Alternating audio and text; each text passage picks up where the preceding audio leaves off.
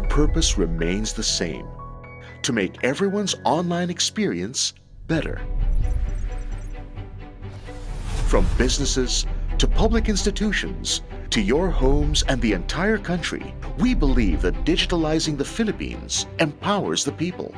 We work hard to power micro, small, medium, and large-scale businesses to allow them to maximize their productivity with the latest broadband technology that fits their needs, to better connect them to their audiences and customers.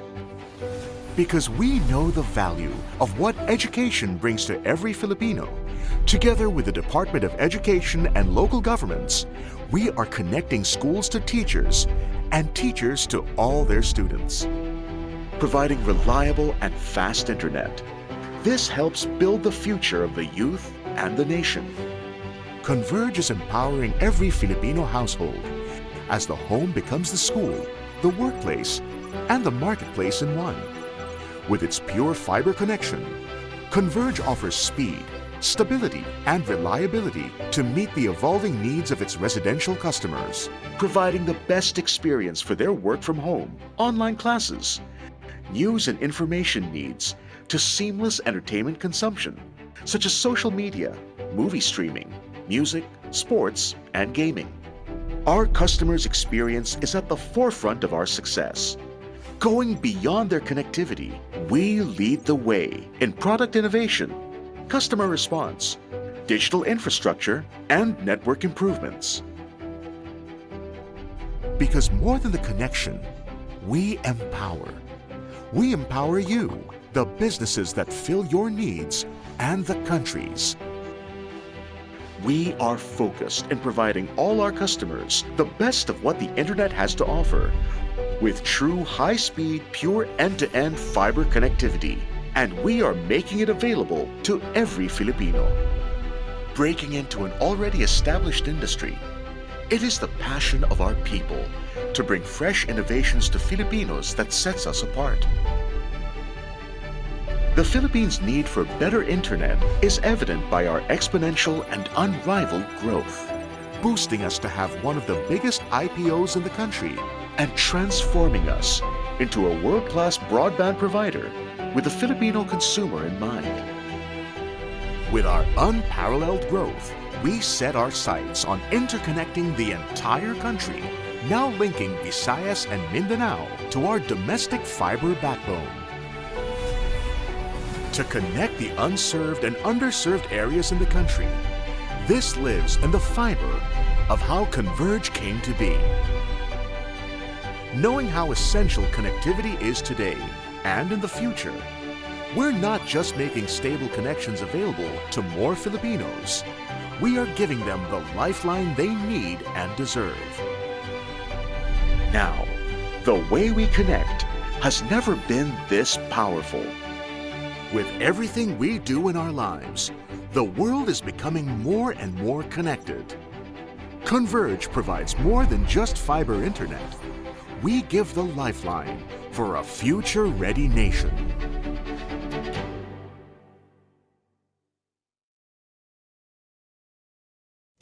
Thank you for calling PLDT. How can I help you?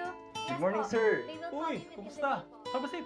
Thank you. You came all the way just to give me this. Yes, of course. There's a little I extra. really enjoyed your presentation. I'm glad that you enjoyed the presentation, sir. You know, out of all of the meetings... Pala yan? Ma'am, kayo po. It's been a while. Oo, Thanks ma'am. everyone and stay safe.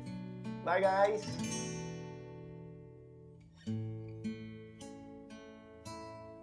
Ikaw at ako pinagtagpo, nag-usap ang ating puso, nagkasundong magsama habang buhay.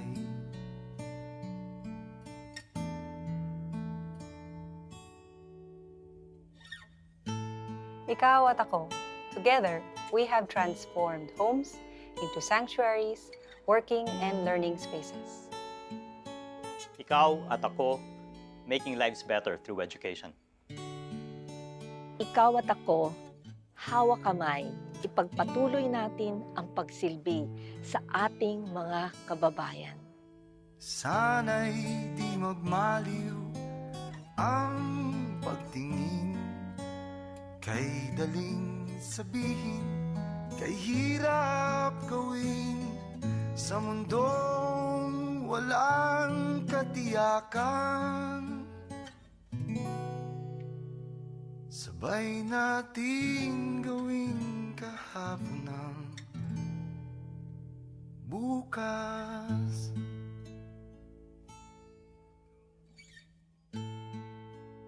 Ikaw at ako, magkasalo sa pag-share ng happiness sa buong bansa. Ikaw at ako, patuloy na nagbibigay ng serbisyo para mapasaya ang mga Pilipino. Ikaw at ako ay magkatuwang sa pagbibigay pag-asa sa bawat Pilipino. Bawat hangad kayang abutin, sa pangambay di paalipin. Basta't ikaw, ako, tayo, magpakailanman. Ikaw at ako, patuloy ang ating serbisyo sa ating mga kababayan. Together, let us make things happen today. Ikaw at ako, magka-partner sa pagsasakatuparan ng ligtas, convenient, at affordable na pagbiyahe ng mga Pilipino, kapiling ang ating mga mahal sa buhay para sa inaasam-asam na better normal.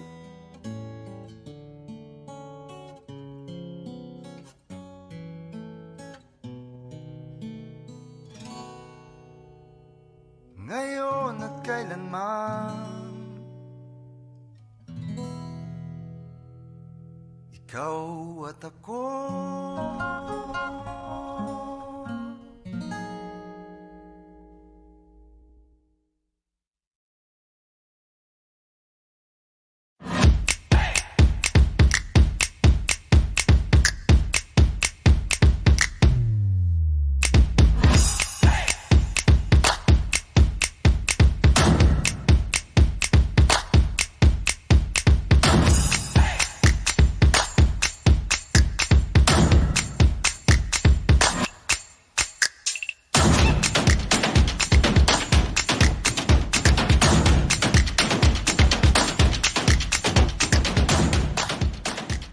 Here's a warm hello from Eastern Communications. We're here to present a refreshing point of view that when it comes to delivering business communication solutions, it's time to bring back the human connection. As we do all we can to offer technology that is always solid and reliable, we never lose sight of our brand of personalized customer service. It's a connection that is both high-tech and high-touch. That's our strong connection. We are Eastern Communications.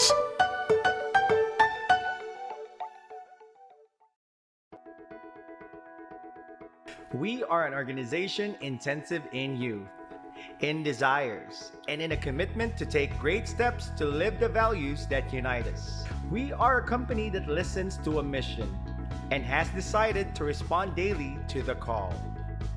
We are 𝗜𝗚, establishing a welcoming and respectful workplace that affirms the dignity of each person, fostering the spirituality and unique contributions of each individual through our Mission at Work programs. Communication at Work promotes an open communication based on respect, mutual trust, and understanding of the mission, values, and plans of 𝗜𝗚. Learn at Work. Support employees through career development classes. Care at Work. Support an environment where the person trusts and support each other in a caring second family manner. But making people's lives better goes beyond employees. It also refers to employees' families and our communications through our Give at Work program. We support charities and establishments that provide assistance to the underprivileged. And Fun at Work, to keep our employees engaged through fun activities. Our mission is our call. And we share it with you so that our strides values will be an explicit, concrete, and visible commitment to serve and love others. In order to be the best BPO, we make people's lives better.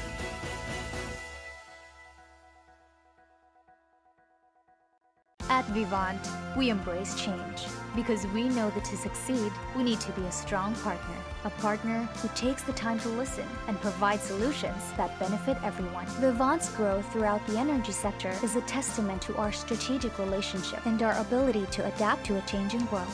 As we expand beyond power, our business model of foresight, cooperation, and adaptability will always push us forward.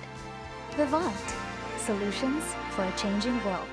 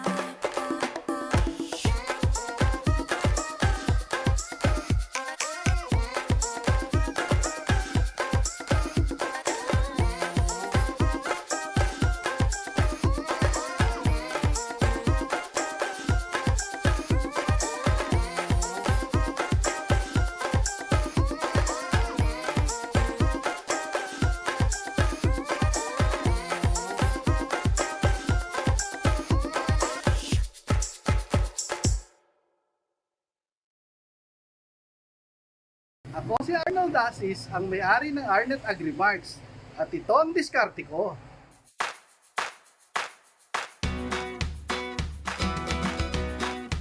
One-stop shop kami for all gardening and farming needs. Nagbebenta kami ng pots, fertilizers, seeds, and greenhouse materials. Actually, before Lazada, I have to travel a lot to meet distributor kasi kailangan mo silang puntahan para makabenta ka. So, malimit, malayo ako sa pamilya ko. And kailan talaga doble-doble yung effort mo para makabenta ka lang.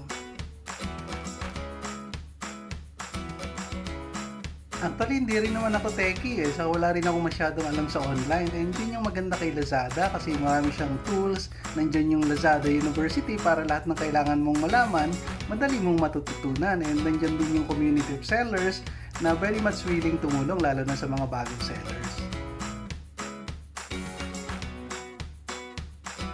Hindi lang basta nakabawi yung business namin, mas lumaki pa siya ngayon. At kahit mas malaki siya ngayon, mas magaling yung trabaho namin kasi online na lahat.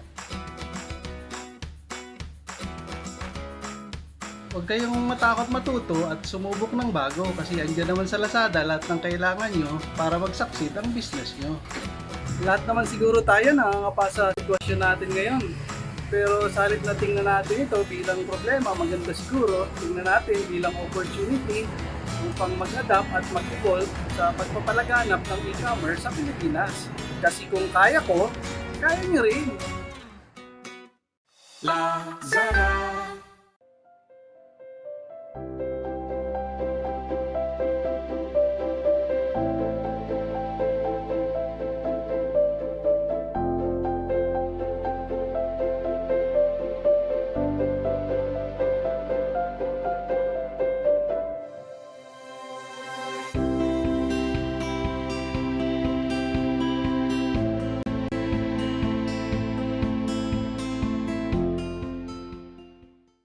they don't want. If we get everyone else vaccinated, 70% yung natawag na herd immunity, maprotektahan yung 30% na hindi magpabakuna. Oo.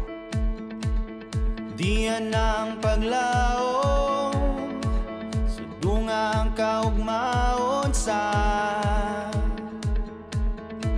kanaw-kanaw.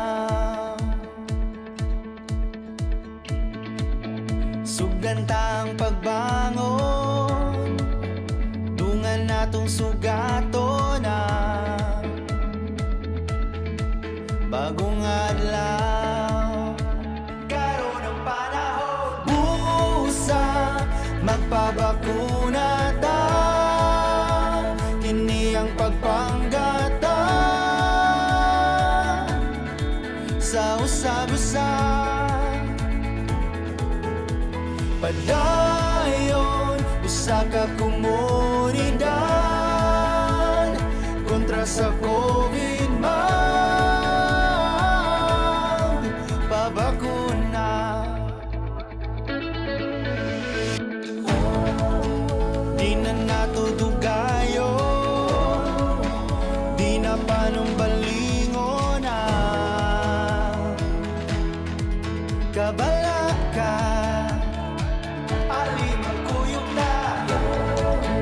Dungan natong pandayon ang nangabuno nga mga dambuta. Mabalik pa ang tanan kung magkaiyo sa pusa. Magpabakuna ta, hindi ang pagpanggata sa usab-usab. Padayon usa ka komunidad kontra sa COVID pabakuna. Karon ay layo na. Invite na po ang mga tao nga magpabaksin sila. I encourage everyone to get vaccinated. Invite mo tanan nga to take the opportunity to have a vaccine. Free ta tanan sa worries or sa anxiety na to sa about this pandemic which is the COVID-19. The best vaccine is the one that is available. Diyan ang paglaom, sudungang kaugmaon ta. Higala busa magpabakuna ta. Now that we have the vaccines here, please do avail of the vaccine to end this pandemic.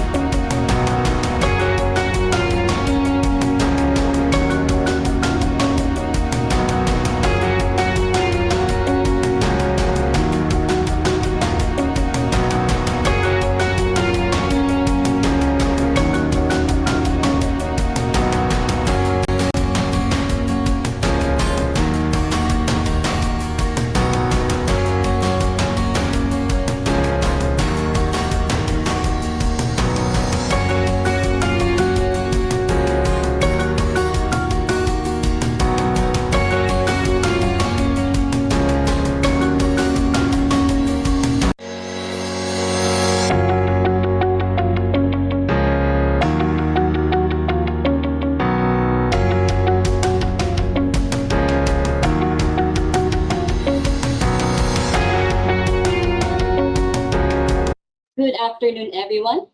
To formally start our program, may I request everybody to please pause for a while for the invocation to be followed by the singing of the national anthem. Let us all bow our heads and put ourselves in the holiness of God the Father, the Son, and the Holy Spirit. Dear Almighty and ever-loving God, we glorify and thank Thee, Your name. You have showered us with so much blessings, and Your presence continuously reminds us of Your faithfulness and guidance. With this, may we humbly ask You to shower our speakers today of Your greatest inspiration, so that they may share most of their knowledge, heart, and soul to their respective topics. May we also absorb the invaluable knowledge, experiences, and put into practice what we may learn today. We pray that You bless all the committees in charge, that they may be able to fulfill their task responsibly, that the objectives they have set may all be achieved. Your infinite blessing would mean the success of this seminar. May we be a living witnesses of Your genuine love through the enactment of the knowledge acquired through this activity. We ask this in the name of Jesus Christ, our Lord and Savior. Amen.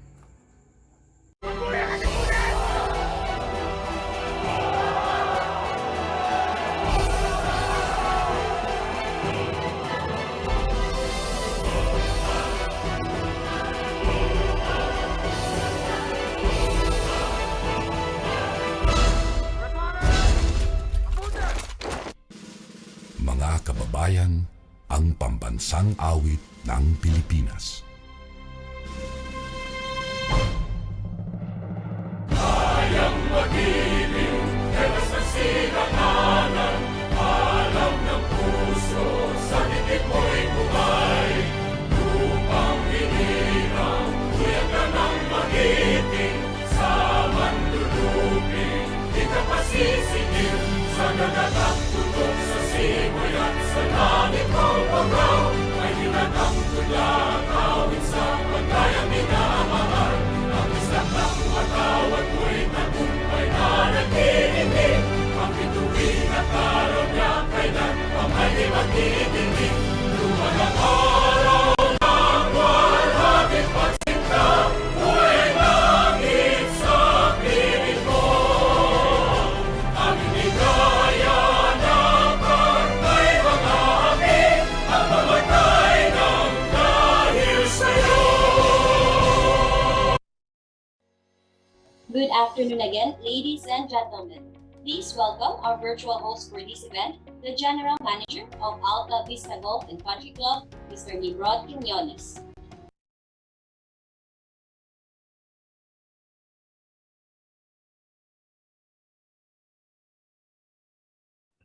Sir Neem, you are muted. Okay. Good day, everyone. Welcome to the second day of the 2021 CBM ICT BPM Summit. Yesterday, we had a long line of speakers, and there was so much information that we were able to gather from our distinguished guests. Today, we're going to have some more speakers. There will be more learnings for all of us. But before that, I'd like to ask the chairperson of the 2021 CBM ICT BPM Summit, Jocelyn Cannon, to give us a recap of what happened yesterday. Jocelyn?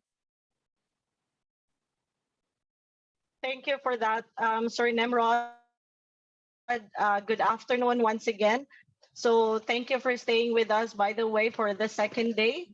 And so as to give you a short recap, yesterday we started the talk with the Executive Director for External Affairs and Investors Relation of the IT and Business Process Association of the Philippines, also known as IBPAP, Mr. 𝗜𝗖𝗧-𝗕𝗼, where he talked about the changes and challenges in the IT BPM industry brought about by the COVID-19 in terms of, first, the altered client needs and demands, second, the modified prevailing work models, and third, the accelerated digital transformation.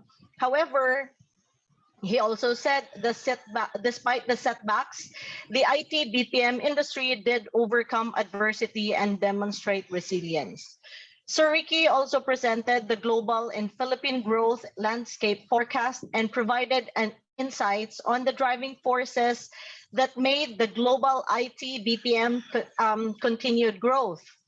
He mentioned how the government's responsiveness helped them attain the growth projections in 2021 and was also instrumental in safeguarding the health and well-being of the IT BPM workforce. For his parting words, he actually asked, what are we going to do?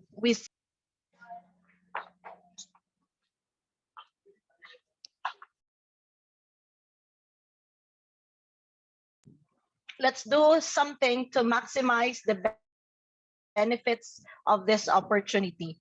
So he was followed by the Economic Development Committee Chair for RDC in Region 7, Mr. 𝗜𝗂𝗂𝗂𝗂𝗂𝗂𝗂𝗂𝗂𝗂𝗂𝗂𝗂𝗂𝗂𝗂𝗂𝗂𝗂 Mr. Espeleta's presentation or talk focused on the 4 areas, namely the changing business landscape triggered by the crisis. Second, on how the private sector perceived and responded. Third, how active is the private sector in the economic recovery and growth post-COVID-19? And lastly, the strategic pivots for the business to adapt and readiness using tools in various areas of crisis management. He strongly suggested the COVID-19 pandemic business model canvas to be considered as a good framework to assess our position during this pandemic and to craft our plans moving forward. Business continuity planning involves preparing a comprehensive disaster recovery plan that includes every facet of our business that might be hit by unforeseen disasters. So we are learning a lot actually from this pandemic. The third speaker we had yesterday was Sir Frederick, or also known as 𝗜𝗂𝗂𝗂𝗂𝗂𝗂𝗂𝗂𝗂𝗂𝗂𝗂𝗂, the Regional Director of the Department of Information and Communications Technology. R.D. Morris presented the CHIP, which means connect, harness, innovate, and protect conceptual framework and its various components which the DICT adopt. The CHIP framework serves as strategic guide in enhancing the Philippines' readiness for the digital economy. The framework outlines the DICT's plans to accelerate digital transformation of the country in the new normal. The fourth speaker was from Qualcomm Corporation, in the person of Miguel Angel Posada, the Vice President of Operations and Customer Experience. He presented how the pandemic changed all industries and opened doors for this heavy model operation, how this challenged the business capacity. He also shared some measures, working conditions, and the operational resilience they have adopted to address these challenges and change. Angel believes that great leadership and effective communication are the key elements for companies to adapt to changes fast. As a conclusion, he said, the pandemic has been a challenge for all of us. We have to quickly adapt. It certainly has opened the door for a lot of innovations and a lot of crazy ideas, crazy, beautiful ideas, if I may say, that we would have never thought of implementing before. But that is what is allowing us to stay and continue to provide employment opportunities and continue to grow even in the middle of the pandemic. So crazy, beautiful, like that word. And he was followed by 𝗜𝗖𝗧-𝗕𝗼𝗠, the head of product and innovation of Eastern Communications. Mr. 𝗜𝗚-𝗃𝗣𝗠 mentioned that Eastern Communications believe that ensuring business continuity and carefully managing our costs in crisis situation play an important role in making things happen. He shared the concept between ephemeralization, a term coined by R. Buckminster Fuller, and democratization, in which Eastern Communications believe is a new tipping point in the deployment of technology in the Philippines. He also shared his insights about the talent and on how important is the quality of talent in implementing innovations. And next was the talk of JDL, Jonathan de Luzuriaga, President of Philippine Software Industry Association. JDL presentation was about the IT BPM industry in the Philippines going digital at the time of the pandemic. He also shared that there is still some growth in the IT BPM industry even at the height of the lockdown, with 23,000 new hires in 2020, which gives a total of about 1.3 million full-time employees in the IT BPM sector. So this then produced a multiplier effect of about 4.3 million in direct jobs. He also highlighted the continuous talent upscaling on digital and global leadership skills, which translates to the Philippines being called a very bankable industry. He was able to share to us the top 7 trends shaping the digital transformation in 2022 and beyond. The next speaker, he was followed by Paul Edward Alvarez, the Technical Manager in the Technology Strategy and Transformation Office of PLDT Enterprise. So Mr. Alvarez presentation was about artificial intelligence. He also shared some of the knowledge gathered on some realities we need to face, the actual implementations of AI, and a call to the participants or viewers to make AI as part of business strategies today. The next was Ms. Cristina Quebrata, General Manager of Asia Product Delivery R&D of Lexmark Research and Development Corporation. Ms. Christine talked about Lexmark and how they are incorporating innovation in the workplace. So for 20 years, Lexmark Cebu is a technology-driven company that is deeply committed in building an innovative workforce to continue to deliver value to its customers. So a best practice sharing. Next was Sir Miguel Warren, the Regional Vice President for Southeast Asia and GM of Pioneer HK, and his presentation was all about maximizing financial technology and how outsourcing agencies can utilize Pioneer's innovative payments platform. He shared the context in terms of the world of commerce in the pre-pandemic had changed as COVID-19 accelerated digitalization across all industries, breaking down previous barriers to change. And lastly, we had Mr. Carlo Delantar, a partner for Core Capital, where Mr. Delantar presented the startup report in PH ecosystem, where he shared insights and findings on what's happening in the tech industry pre-pandemic, during pandemic, and post-pandemic. So quite a recap, but that was all of we have. That was what we had yesterday. So it was 4-5 hours. And hopefully we will be able to learn some more for today's for the second day of the summit. So thank you very much, and back to you, Sir Nimrod. Thank you, Jocelyn, for that quite lengthy recap. Of course, we had a lengthy recap because we also had a a lot of speakers yesterday. So there were the feedback that we got was that they learned so much from our speakers. So I'm sure that you will continue to learn some more for this afternoon speaker. But before that, we would like to acknowledge the sponsors who have made this event possible. Let's start with our Omnibus Platinum sponsors. They are Cebu Pacific Air, Converge ICT Solutions Incorporated, PLDT Enterprise, and Ride Hero. Our Omnibus Gold sponsors are Eastern Communications, Qualphone Philippines, Vivant Energy Corporation.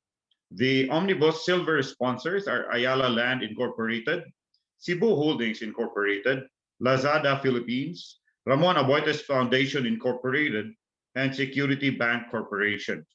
Our event sponsors are Lexmark Research and Development Corporation, Payoneer, Atox Business Solutions Incorporated, Performance 360 Global Services, and Golden Prince Hotel and Suites. Our event donors are QBE Group, Shared Services Limited Philippine Branch, 𝗜𝗎𝗄 Technical Services Philippines Incorporated, and we would also like to thank Aerophone Enterprises and Company, and of course, RMA News.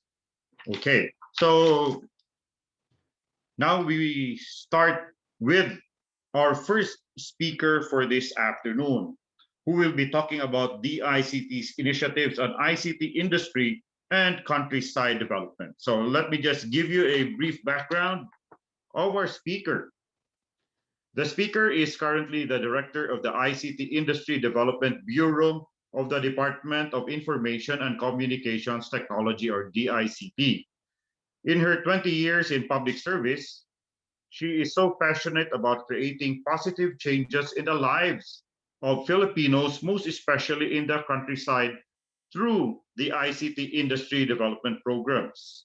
These include bringing digital jobs related to the information technology, business process management, or IT BPM sector to cities outside Metro Manila, and capacitating rural talents to get into online freelancing.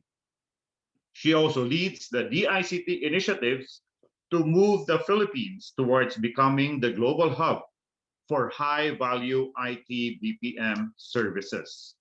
She was recognized and awarded by the National ICT Confederation of the Philippines, or NICP, as a countryside development champion for her dedicated work in implementing initiatives that promote countryside development. Recently, the 𝗜ICT, through her bureau, in partnership with the Information Technology Business Process Association of the Philippines, or IBPAP, launched Digital Cities 2025, one of the flagship programs of 𝗜ICT in the new normal. Ladies and gentlemen, let us welcome Director Emilu V. Delfin. Good afternoon, Director Delfin. Hello, good afternoon, everyone. Thank you, Mr. Quiñones, for the kind introduction.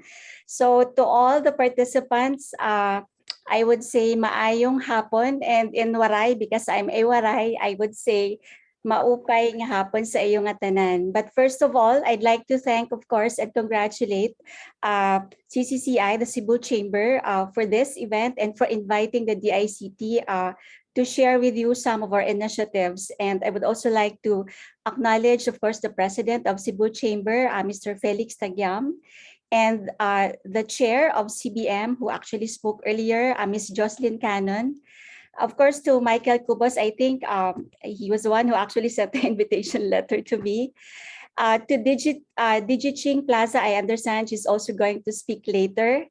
To my fellow speakers, my fellow public servants, the representatives from the private sector, from the academe, and to all, again, good afternoon, and thank you for the invitation. So it's my pleasure to share with you the 𝗜ICT's ICT industry development programs and what are these programs that are actually being implemented outside of Metro Manila or in the countryside. So I would like to ask if I can share my screen. Okay. All right, so I hope you can see it now. All right. Okay, so one of the missions of the DICT.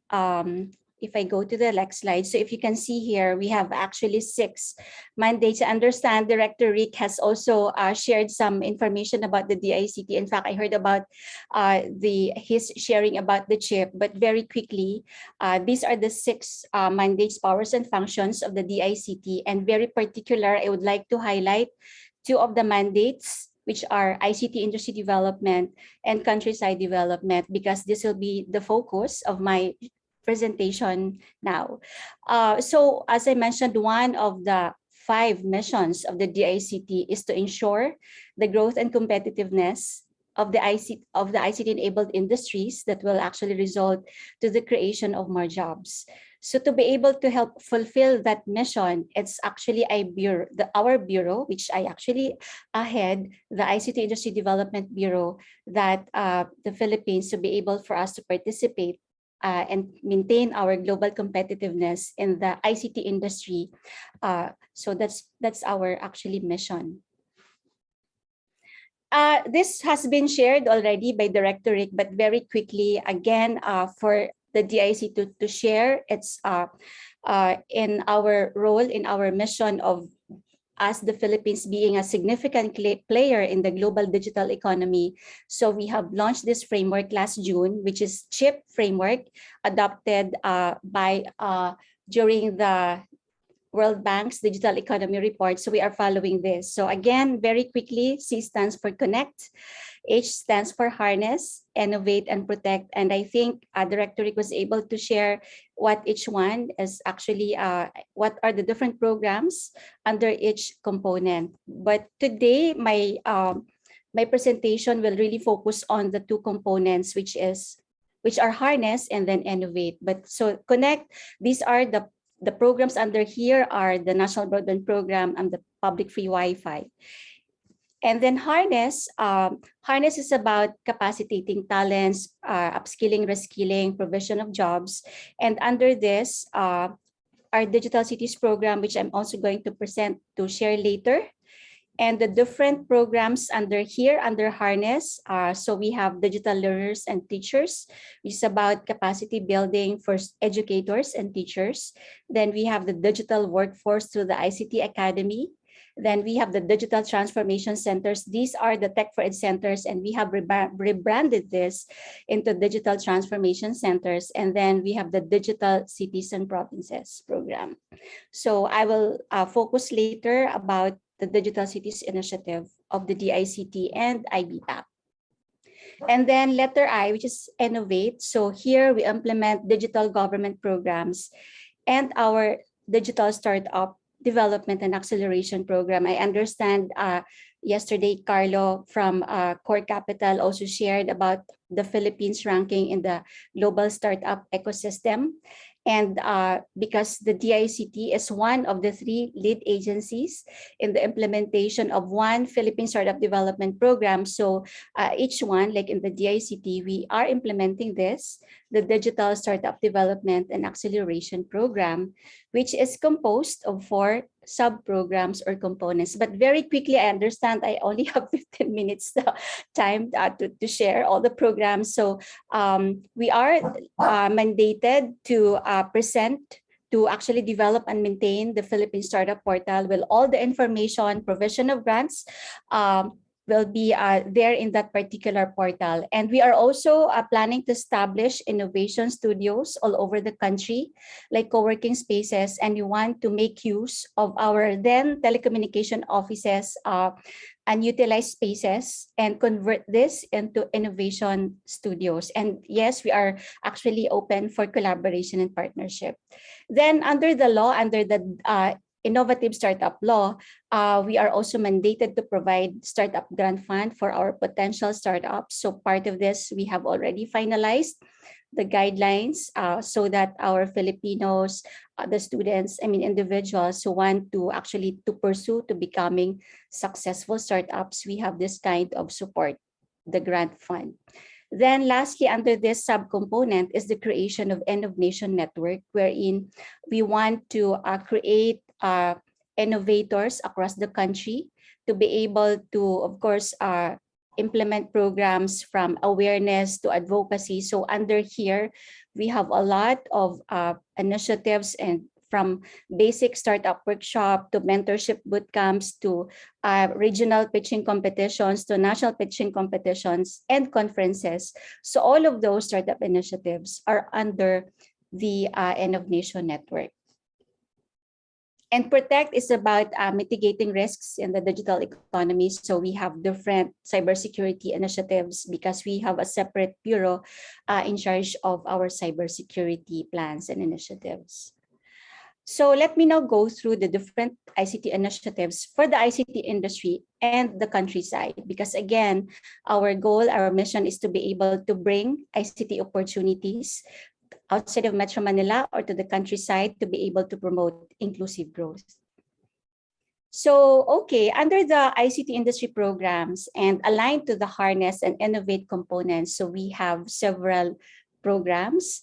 One is in partnership with BPAP and the subsector associations. I understand our Attorney Ricky and JDL also shared yesterday some information about this. So we are working closely with them in implementing industry support programs, of course, for the industry.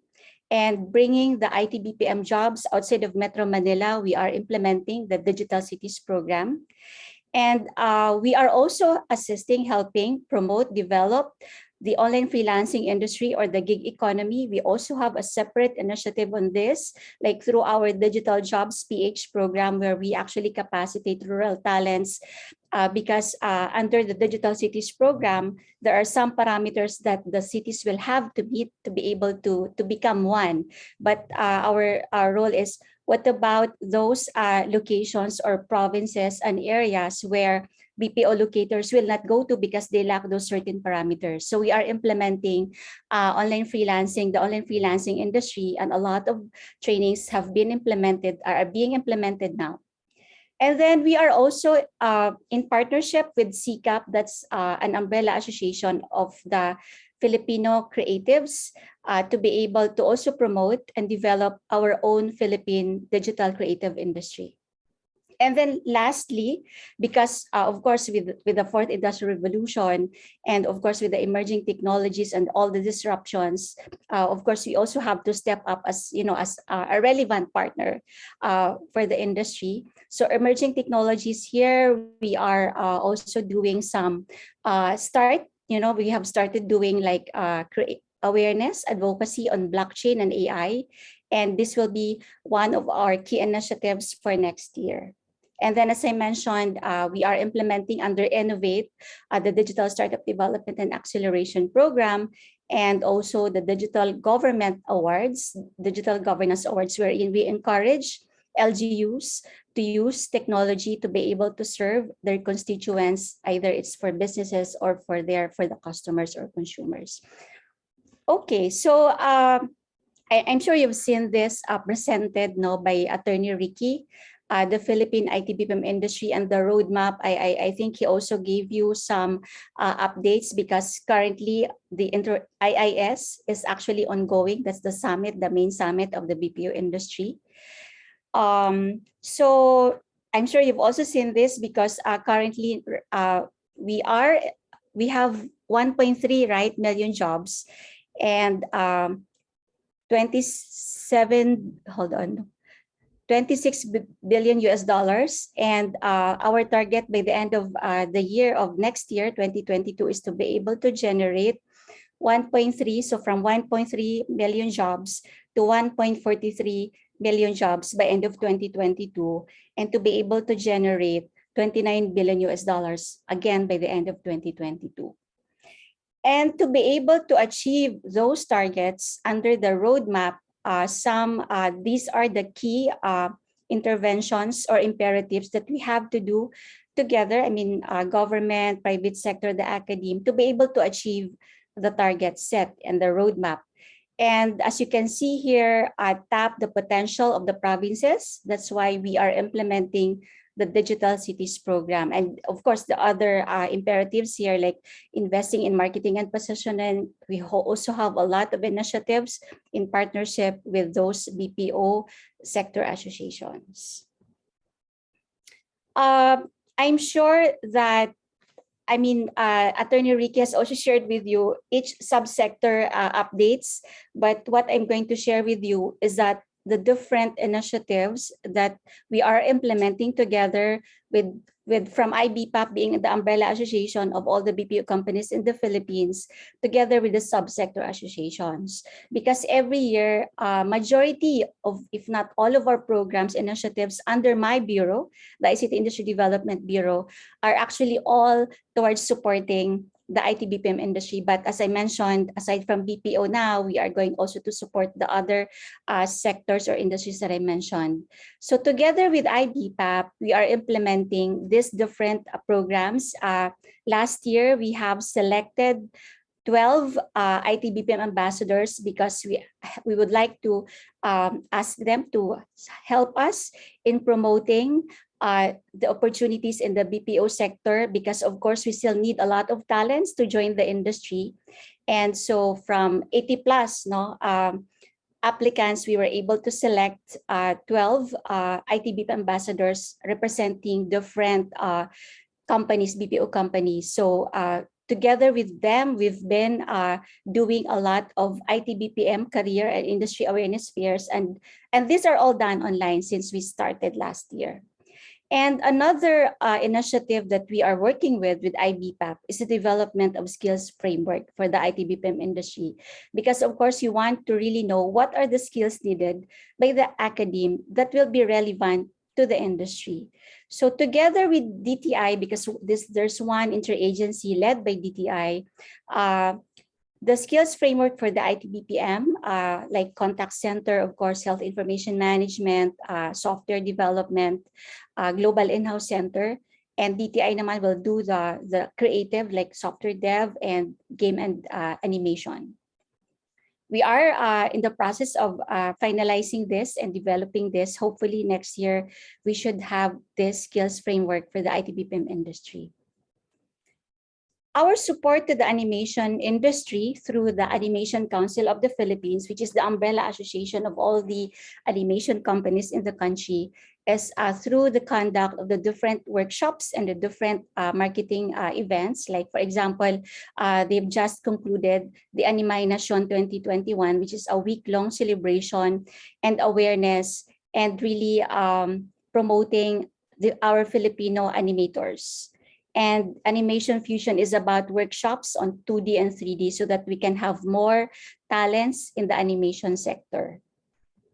And then in terms of our support to the contact center industry, we've been together with them doing a lot of workshops like CCAP Leadership Summit for their managers, and also different research activities which we plan to pursue until next year. In terms of our support to the game developers industry through the Game Developers Association of the Philippines, or GDAP, which is the umbrella association of game developers in the country, companies in the country.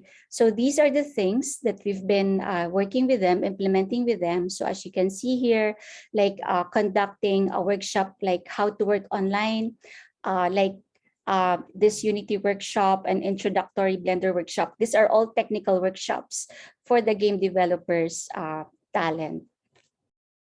And then for the health information management industry, in partnership with the Health Information Management Association of the Philippines, or HIMAP, together we've been implementing a lot of workshops and webinars, and of course supporting them in their international HIMSCon conference, and other careers service webinar to be able to again to attract more talents to join the HIMSS industry.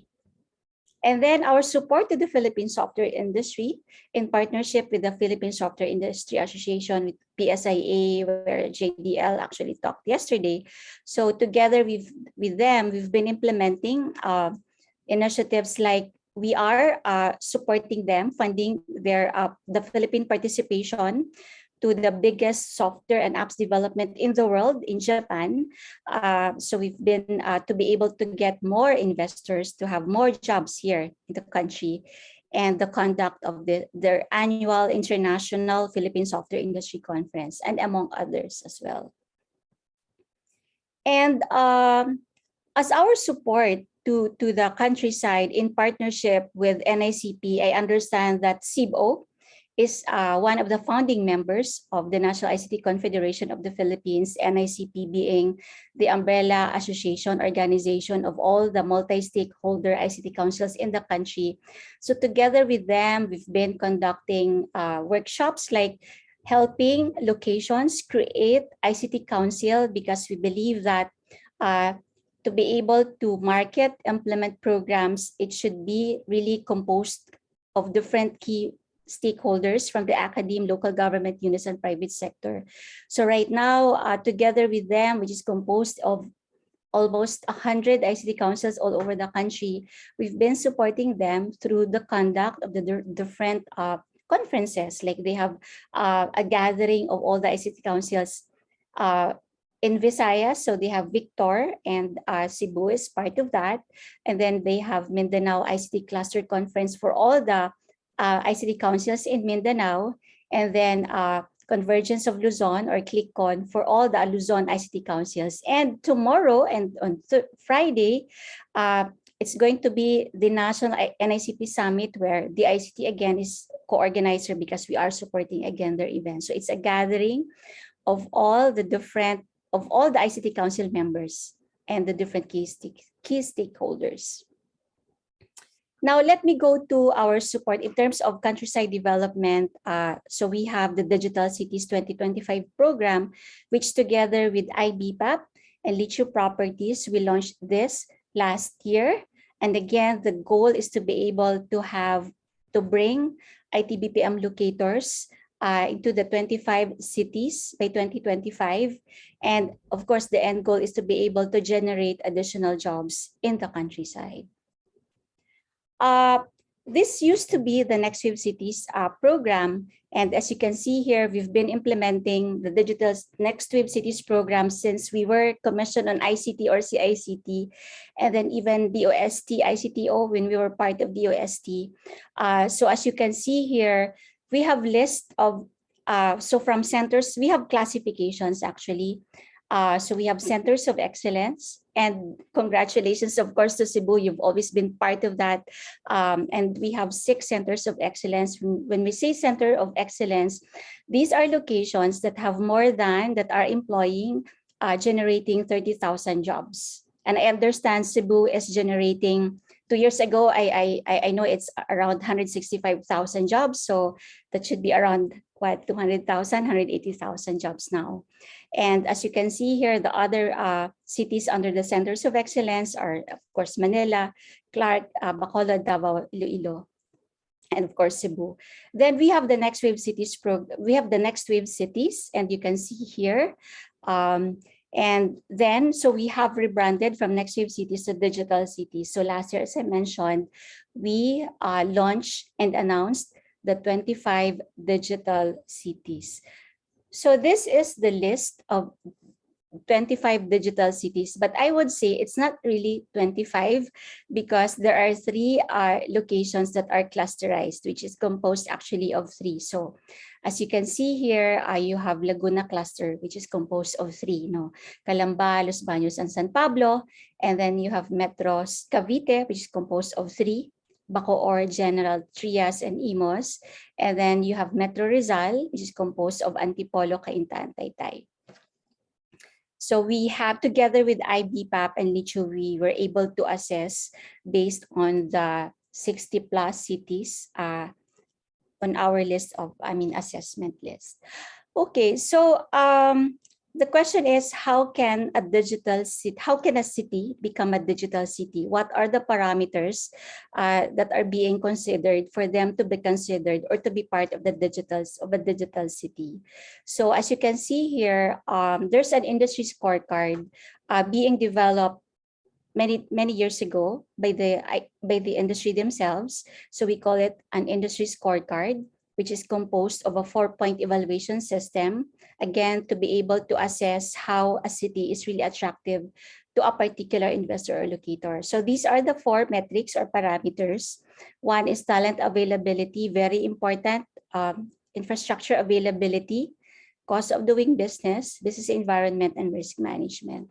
So just very quickly, for each metric or components. So under the talent availability, these are the different information that are needed. So for example, number of graduates, how many college graduates, how many TESDA certified graduates, and even K-12 senior high graduates are being actually considered here.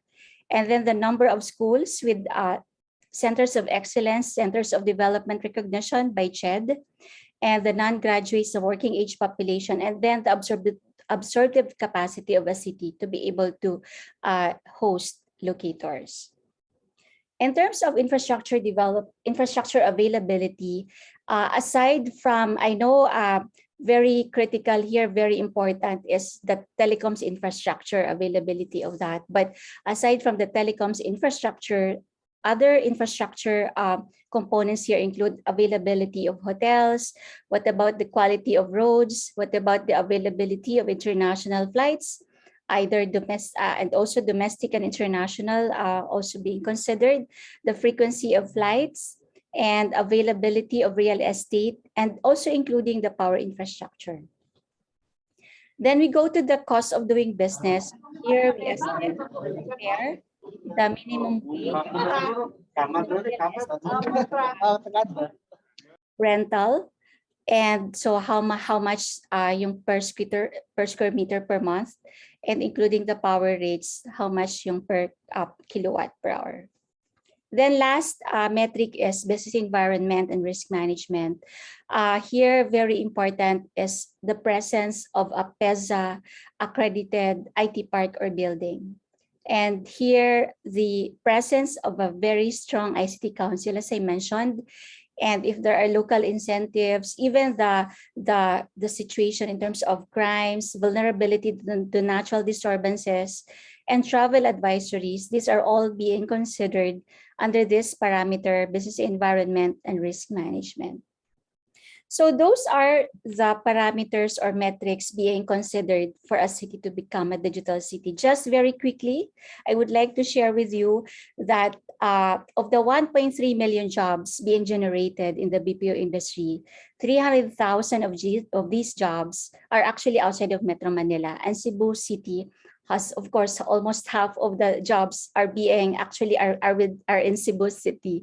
And just very quickly, we have 26 cities or locations that are hosting IT BPM locators. So as you can see here, so Cebu, Bacolod, Clark, of course, Iloilo, we have Dumaguete, Santa Rosa, Dasmariñas, Baguio, Legazpi, Naga, Cagayan de Oro, and so these are the cities that have existing BPO locators. And again, for the Digital Cities program, the goal is to be able to bring other jobs outside of those cities that don't have yet. Because while some of the list of the digital cities that we have, I think some of them, maybe 3 or 4, have at least one BPO locator, but the goal is to be able to bring more BPO locators to be able to bring more jobs to those digital cities. So as you can see here, the overall target is to be able to generate 1.43 jobs. So meaning that should be around 130,000 jobs starting now until next year. So the question is how many jobs that can be brought of the 130,000 jobs to those digital cities, including Cebu City. And again, the national target is to be able to generate $29 billion. And okay, so to be able to achieve the targets of the Digital Cities program, together, the ICT together with IBPAP and Lichu Properties, which is the steering committee of the Digital Cities program, these are the different interventions that have been identified to be able to assist, support the cities so that they can have more, they can bring BPO locators to their cities. So one is institutional development. Second is talent development and attraction. Third is infrastructure development, and then marketing and promotion. And for each of these interventions, the DICT has its own different initiatives to be able to support these interventions. However, I would like to emphasize that it's not only the role of the DICT to be able to help achieve the Digital Cities Program target, because it should be a whole of nation, whole of government approach.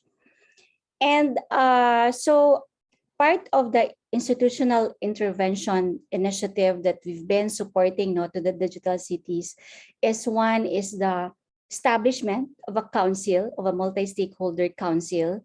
And then from there, we conduct with them, for them, strategic planning workshops. And the goal is to be able to craft a roadmap for their city. So last June, recording stopped. Out of the 31 cities, we were able to assist 9 cities. Recording in progress. Develop their roadmap. So as you can see here, so we have 9 cities that have now their digital cities roadmap. In fact, if you want to see the roadmaps, individual roadmaps, you can just go to the 𝗜𝗖𝗃 website. These roadmaps are actually uploaded there. Also in our digital cities PH portal, all of these roadmaps are also uploaded there, so that for our potential investors to be able to see all the information if they're interested in locating to either of these digital cities. And so there, as I mentioned, these are all uploaded on the digitalcities.ph portal. You can just go to that and look at the different roadmaps here. So there are actually different colors, very attractive roadmaps. And so it's the 𝗜𝗖𝗃 that's assisting them. In fact, we have hired our consultants to be able to help the cities craft their roadmap. And on December 9, we are going to launch another set of roadmaps for the 4 cities. In fact, 5 raw cities should be in this list. So other cities are here, and we will be launching again another 5 roadmaps for the 5 digital cities. And as I mentioned, that it's not only the role of the 𝗜𝗖𝗃 to be able to help achieve the goals and missions and the targets of the Digital Cities Initiative. That's why we have actually convened a multi-agency task force composed of the different government agencies. So as you can see here, this was the first meeting convened by the 𝗜𝗖𝗃. So these are the different relevant government agencies, because if you go back to the 4 scorecard, talent availability, so that means we have to involve 𝗤ED, TESDA, DepEd, and other the academic sector. And when you talk of infrastructure development, we have to involve, of course, DTI, PEZA.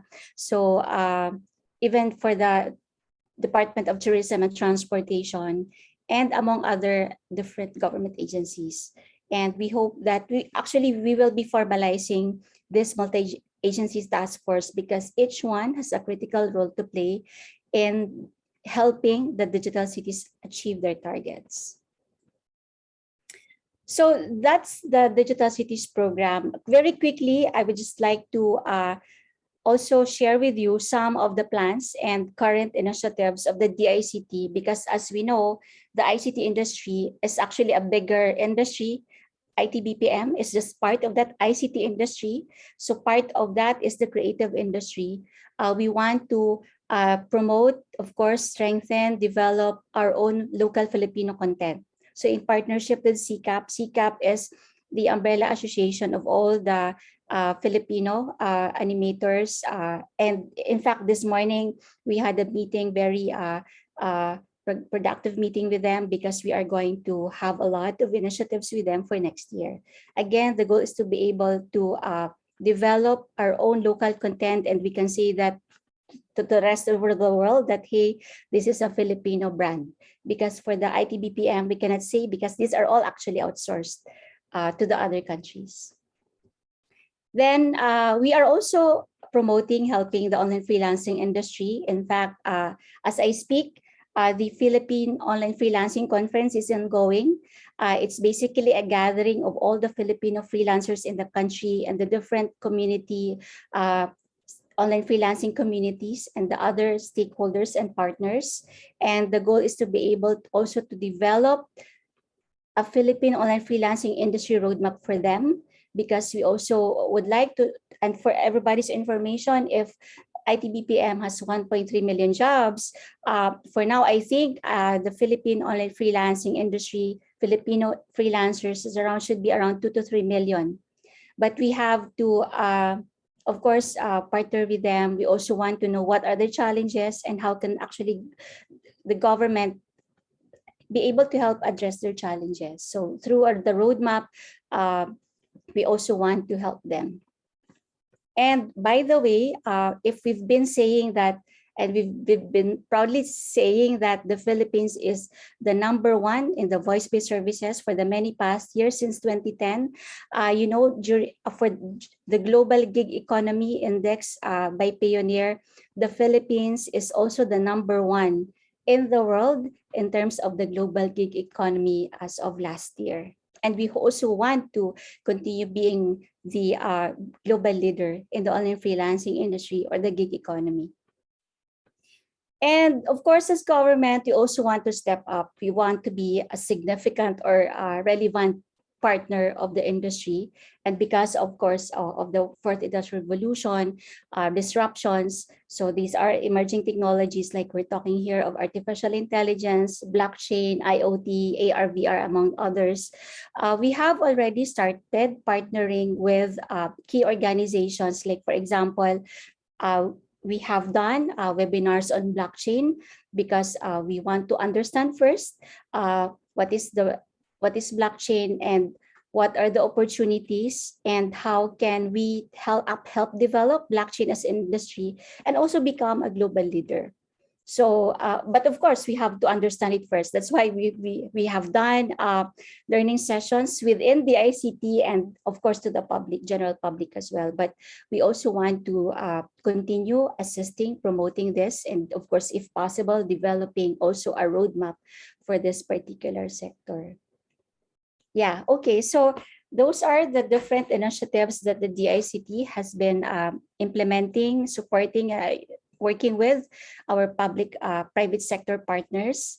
And so we'd like to, hold on, I will have to. So we'd like to thank, of course, Cebu. Cebu has been a very active partner of the DICT, even when we were commissioned on ICT, DOSC, and now DICT.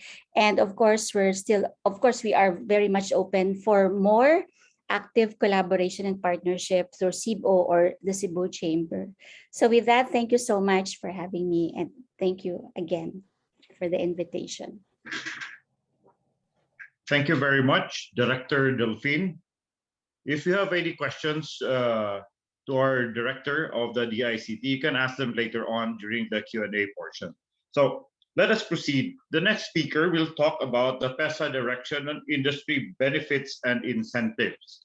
So let me just introduce our next speaker. On September 2016, the President appointed her as Director General of the Philippine Economic Zone Authority. From 1986 to 1998, she represented Agusan del Norte's 1st District in the House of Representatives. And she is one of the authors of the Special Economic Zones law that created PESA, and is also the principal author of Republic Act 7901, which created the Caraga region. After leaving Congress, she served as consultant to the Department of Interior and Local Government, the Philippine National Police, the Armed Forces of the Philippines, and the Department of Tourism. She is not just a Director General, but is also a Brigadier General in the Reserve Force.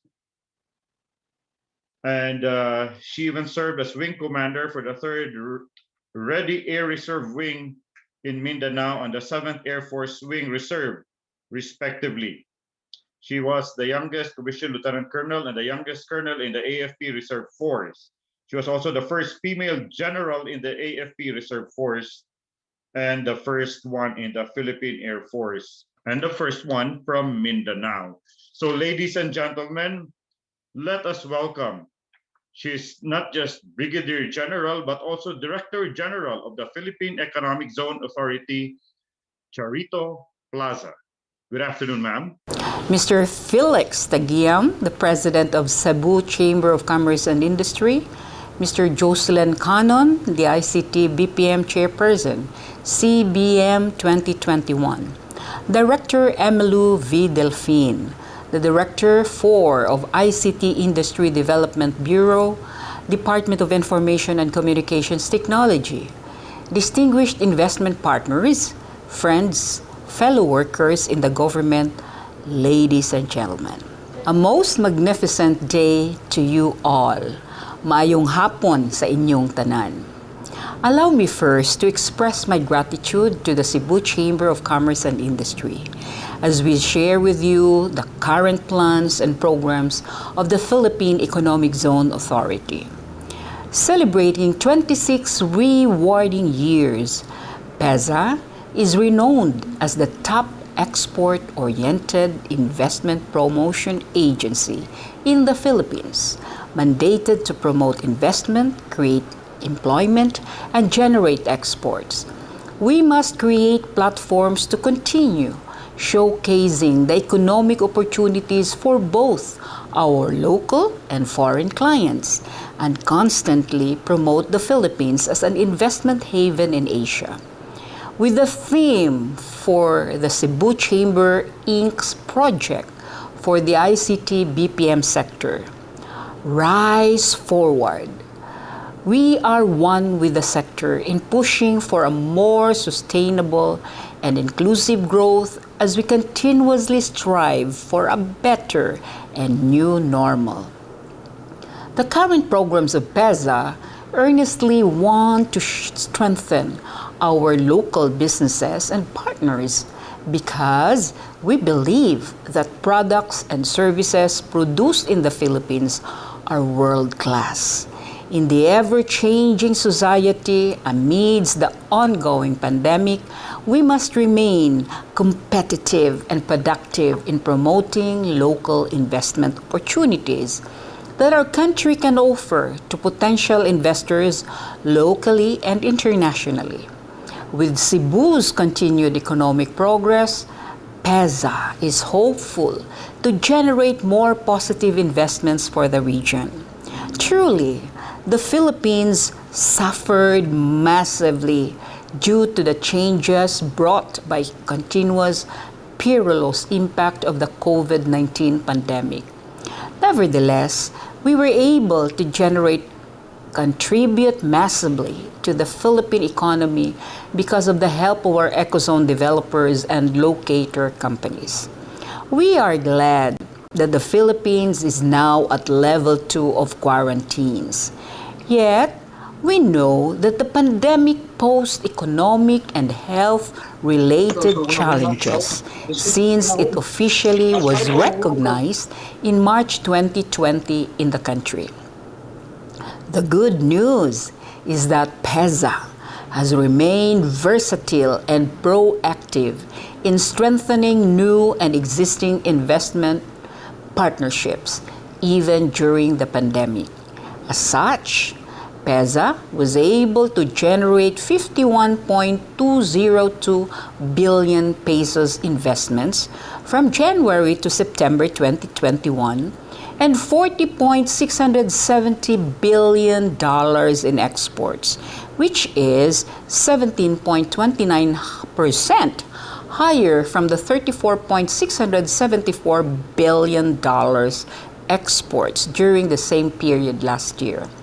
To date, 𝗜𝗂 manages 415 economic zones nationwide, which hosts 4,665 locator companies directly employing 1.6 million workers. Japan is still our biggest investors at 27.08%, and the electronics semiconductors is the biggest product and sector contributor at 34.71%. The IT BPM sector, though, continues to be the highest creator of jobs for the Filipino people. We never allowed ourselves to become hostage of the pandemic. Instead, we are using it to our advantage to think of more innovative ways on how we can further improve and expand various investment and employment opportunities in our country. Even with all these challenges, 𝗤𝗄 remains as a self-reliant, self-sustaining, and resource-generating agency. As such, our initiatives in helping revive our country's vibrant economy have allowed 𝗤𝗄 to contribute at around 64% of the Philippines' exports of commodities and goods in 2020. 80% are export services, to include IT BPMs to markets all over the world, and $54.597 billion or 14.20% of the Philippines' GDP. Of course, this is not possible without the help of our stakeholders, embodying that bayanihan spirit and uniting for the sake of our country. 𝗤𝗄 has in fact been recognized by the Philippine Statistics Authority, saying that the 3 months to March saw the 𝗤𝗄 contributing the most foreign investment pledges at 62.3% of the total, with 12.19 billion pesos, albeit a 1% year-on-year decline. With its brand of service, 𝗤𝗄 was recognized by the IFC World Bank as the best practice among the economic zones worldwide, stating that 𝗤𝗄 is a shining example of a successful regulatory reform improving the overall investment climate in the country.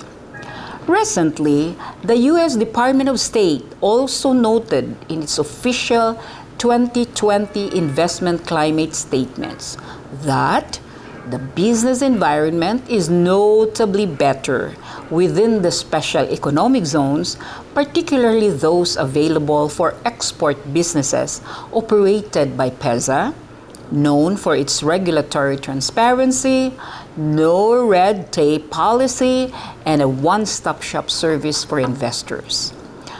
Now, with the approval of Republic Act number 11534, or the CREATE Law, 𝗤𝗄 can now aggressively pursue our investments, marketing, and promotion activities, and will in turn achieve our goal of fully industrializing the Philippines. For years, we have been affected by this legislation, starting from the deliberations about Train 2, and then CITIRA, and finally, the uncertainties are removed with the passage of the CREATE Law, which promised more incentives and even subsidies to those strategic and big-ticket industries which will be located in the countryside. Our investors have spent years with a wait-and-see attitude with their application for new and expansion projects due to these uncertainties brought by this reform. On our end, 𝗤𝗄 continued lobbying to our lawmakers and fighting for the interests of our stakeholders, and so we become continuously competitive globally. We are glad that CREATE sustained our arguments and has placed a high premium on export-oriented enterprises with their availment of superior fiscal incentives, particularly for new projects that will be applied with the investment promotion agencies like 𝗤𝗄. Under the CREATE Law, our corporate income tax rate has now been lowered to 25%, leveling to other ASEAN countries. The availment of these incentives, the ITH plus the special corporate income tax, has also been extended, allowing companies to enjoy the incentive for as long as 17 years. Further, interested domestic enterprises can register under 𝗤𝗄, so they can also enjoy our incentives. all while contributing to the global supply chain and enhancing the global investment competitiveness of our country. What are the PEZA's incentives? As PEZA continue to adopt the changes brought about by this law, here are the incentives our investors can avail of. Number 1, the income tax holiday. Second, after the ITH, a special 5% tax on gross income, less allowable deductions in lieu of all the national and local taxes. Third, tax and duty-free importation of capital equipment, spare parts, supplies, and raw materials. Fourth, domestic sales allowance of up to 30% of total sales for the 100% foreign-owned companies.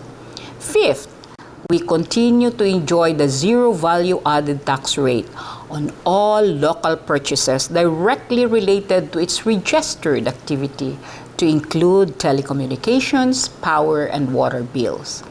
The exemption from the payment of local government taxes and fees for 10 years for enterprises enjoying the 5% SCIT. Once the enjoyment of incentives lapse, enterprises will return to paying the regular CIT. Seventh, the employment of foreign nationals. It should be 5%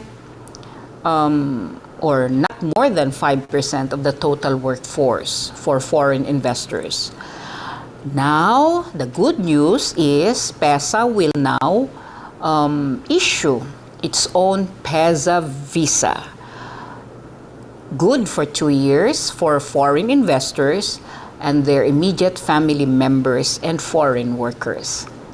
And a long-term land lease, whether it's a public land or a private land, in our laws, we allow a maximum of 75 years land lease.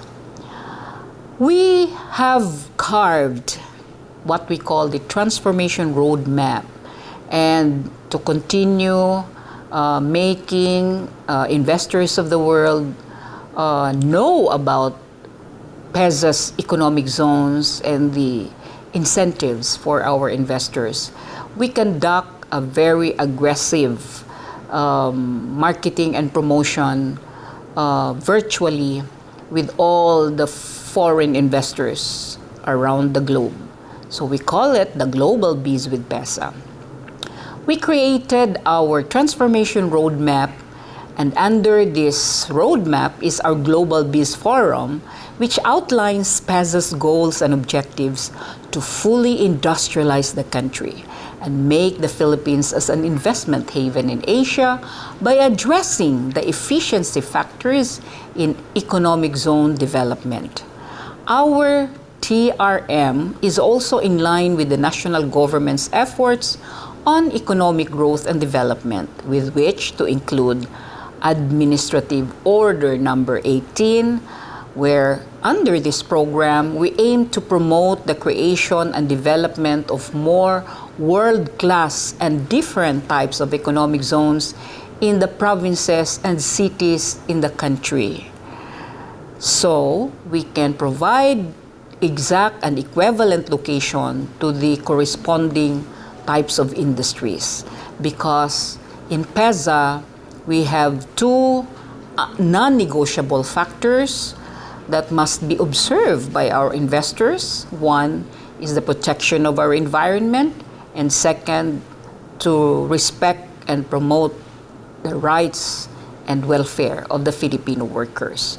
So in partnership with foreign embassies and chambers in the country, as well as our trade posts all over the globe, we will be targeting not only foreign investors, but also foreign and local credit facilities that could help fund economic zone development, infrastructures, utilities, transportation and logistics hubs, and food terminals, which we hope to be built in every region of the country to make the countryside attractive to our investors, and of course the education and skills training programs to make the Filipino workers multi-knowledge, multi-skilled, and world-class workers. In this regard, we're inviting you, the Cebu Chamber of Commerce and Industry, the Department of Information and Communications Technology, and your partner stakeholders to come and invest in the Philippines. Having a global biz forum with the chambers around the country is really very timely discussion, as this can pave the way to build more linkages with potential local partners and identify prospective locations in our ecozones where you can establish your enterprises. In closing, through these ventures, we seek to achieve our overarching goal of making the country self-reliant, self-sustaining, and resource-generating, and an investment haven in Asia. Hand in hand, let us promote Galing Pinas, Galing Pinas, which means made in the Philippines is the best, and the Philippines is best to invest in. Thank you very much. Daghang salamat kaninyong tanan. Let us work hard to make our nation great again. Mabuhay itang tanan. Daghang salamat. Daghang salamat, Director General 𝗕𝗼𝗂 of PESA. And our next speaker will talk about inclusive growth through countryside development for a vibrant ICT BPM industry. So let me introduce our speaker, just to give you a brief background as to what he has done. He started a BPO company at the age of 24 with zero knowledge in the business environment, no financial capital, and any management experience. So maybe it would be interesting to ask him later on as to how he decided to do this. He graduated with a bachelor's degree in information technology in Iloilo Science and Technology University. His success story was featured in an exclusive podcast by Payoneer.com as one of the 3 inspiring entrepreneurial stories to learn from, along with other international entrepreneurs. Awarded as one of the most outstanding dads of Iloilo City as a young entrepreneur, given by SM City Iloilo last June 2017 during a Father's Day event. One of the national trainers and advocates of the Digital Jobs PH program of the Department of Information, Communications and Technology to promote digital jobs in the Philippine countryside. Awarded as one of 2019's most outstanding men of Western Visayas, given by SMCT Iloilo, and CEO and founder of Virtual Workforce Professionals Incorporated, a homegrown BPO company with 11 expansion offices all over the Philippines. Ladies and gentlemen, let us listen to what this guy has to say. Leif Brian Margallo, the CEO and founder of Virtual Workforce Professionals. Good afternoon, Leif. Good afternoon. Thank you so much, Mr. Quiñones, for that warm welcome. I'd like to ask for their presenter view, please. Okay. So again, good afternoon, everyone. First of all, I'd like to say thank you to the Cebu Chamber of Commerce and Industry for the invite, and a shout out to Sir Mike Cubos, one of the people that I'm actually I look up to in the industry, and I was actually made aware yesterday, sir, that you suggested for me to be here. So thank you so much, and of course to all the attendees, thank you so much for your time, and I'm hoping that at least I can share with you guys some of the things and advocacies that we're doing and the mission that we're doing right now for the Philippines in terms of inclusive growth through countryside development for a vibrant ICT BPM industry. So before I go into detail about our team and our company, let me introduce myself first. Again, I'm the CEO and founder of Virtual Workforce Professionals. You'll know more about our story on the later slides. I am also a an inside sales and customer success manager working at 𝗥𝗲𝗃. It's actually a San Francisco-based Amazon Web Services company. Our clients are the likes of Shell of the World, Uber, Paddy, the scuba brand. I mean, we're the ones that are actually managing their their cloud infrastructure. We're providing them DevOps engineers. We're providing them solution architects, and of course the department that's very close to my heart. I am also one of the trainer and resource speaker of the Department of Information and Communications Technology in their program, which is Digital Jobs .ph. I mean Digital Jobs PH. Okay, so our company is Virtual Workforce Pro, or Virtual Workforce Professionals. If you go to Google or if you search us on Upwork.com, we are actually considered we are in the category of an online agency. We are an online agency on Upwork, but here in the Philippines, we are a registered BPO company. And our goal is just pretty simple. And I think this aligns a lot with this program, with the ICT, with CCCI, which is to actually create jobs and economic opportunities for the Philippines. And we are focusing on countryside communities. So since its founding way back in 2011, so we actually celebrated our 10 years anniversary way back in May. We were able to put in place 6,000 digital jobs for the Philippine countryside, and that is for the past 10 years, and have worked almost 1 million work hours on the largest freelance marketplace platform, which is Upwork.com. And since 2011 also, as you can see in the screen, we have expanded to 8 countryside expansion offices across the Philippines. Plus, we are also providing work to people who'd like to work from home, especially those locations where we don't have offices yet. So we have an office in Luzon, in San Fernando City, La Union. Mostly right now, the bulk of our offices are in Visayas because our main office is in Iloilo. So we have an office in 𝗥𝗲𝗃, Iloilo, in Oton, Iloilo, in Kalibo, Aklan. And of course, our main office where I am right now is here in Pavia, Iloilo, just outside of Iloilo City. We also have an office in Negros, which is Cadiz City and Sagay City. And also we have an office in Cagayan de Oro City in Mindanao. And hopefully, we will be adding 1 or 2 offices in Mindanao within the first quarter of next year, which is, I think, South Cotabato and hopefully General Santos. All right. So this is our company, and I think one of the things that the Cebu Chamber asked for me to share with you guys is what urged me, or what urged us to create a BPO focused based on the countryside.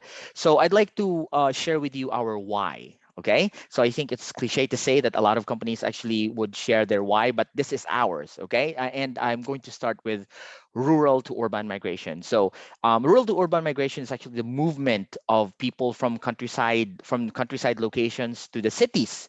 So over the course of history, volumes and volumes of Filipinos from the countryside have moved to metro areas like the National Capital Region, which at present has a very high population density, which is about 14.1 million recorded residents. And since 2015, population growth rate of NCR is more than 200K per year.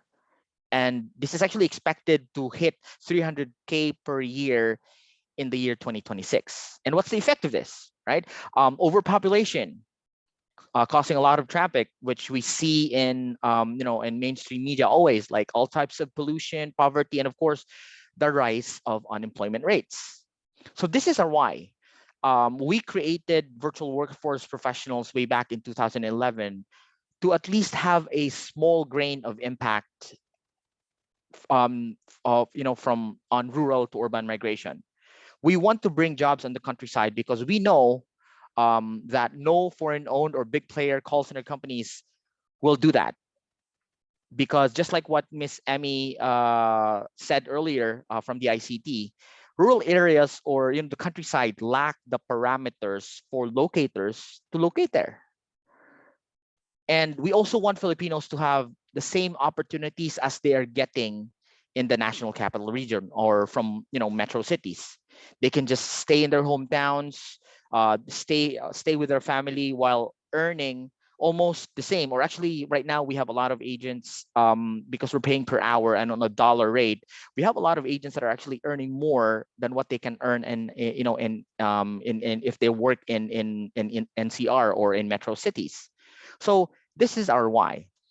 So knowing our why and knowing the company that we have right now, part of the things that CCI also asked me to share with you guys are the challenges that we've experienced on the first stage of creating the company.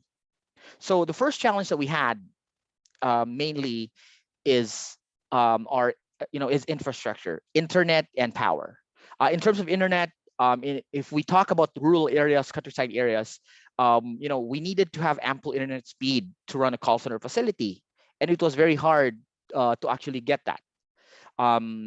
There were also countryside locations where we really want to locate, but there was no available wire connections, only like broadband or wireless or signal-based type of internet. And a lot of the areas in the countryside are having unstable connections also, which was a big problem for us in the early days of VWP. But of course, because the ICT is here, I also want to thank them, because things have really changed the past 2 to 3 years about in terms of improvement in internet connectivity. And right now, we are not kumbaga limited in terms of where we want to expand because of what the ICT has done in terms of countryside development, especially in infrastructure and internet. And of course, one of the challenges that we have in terms of infrastructure is also power. Like there were locations, there were centers or our expansion offices where if it's going to be hit by a storm or earthquake or floods, we get days and days of blackouts.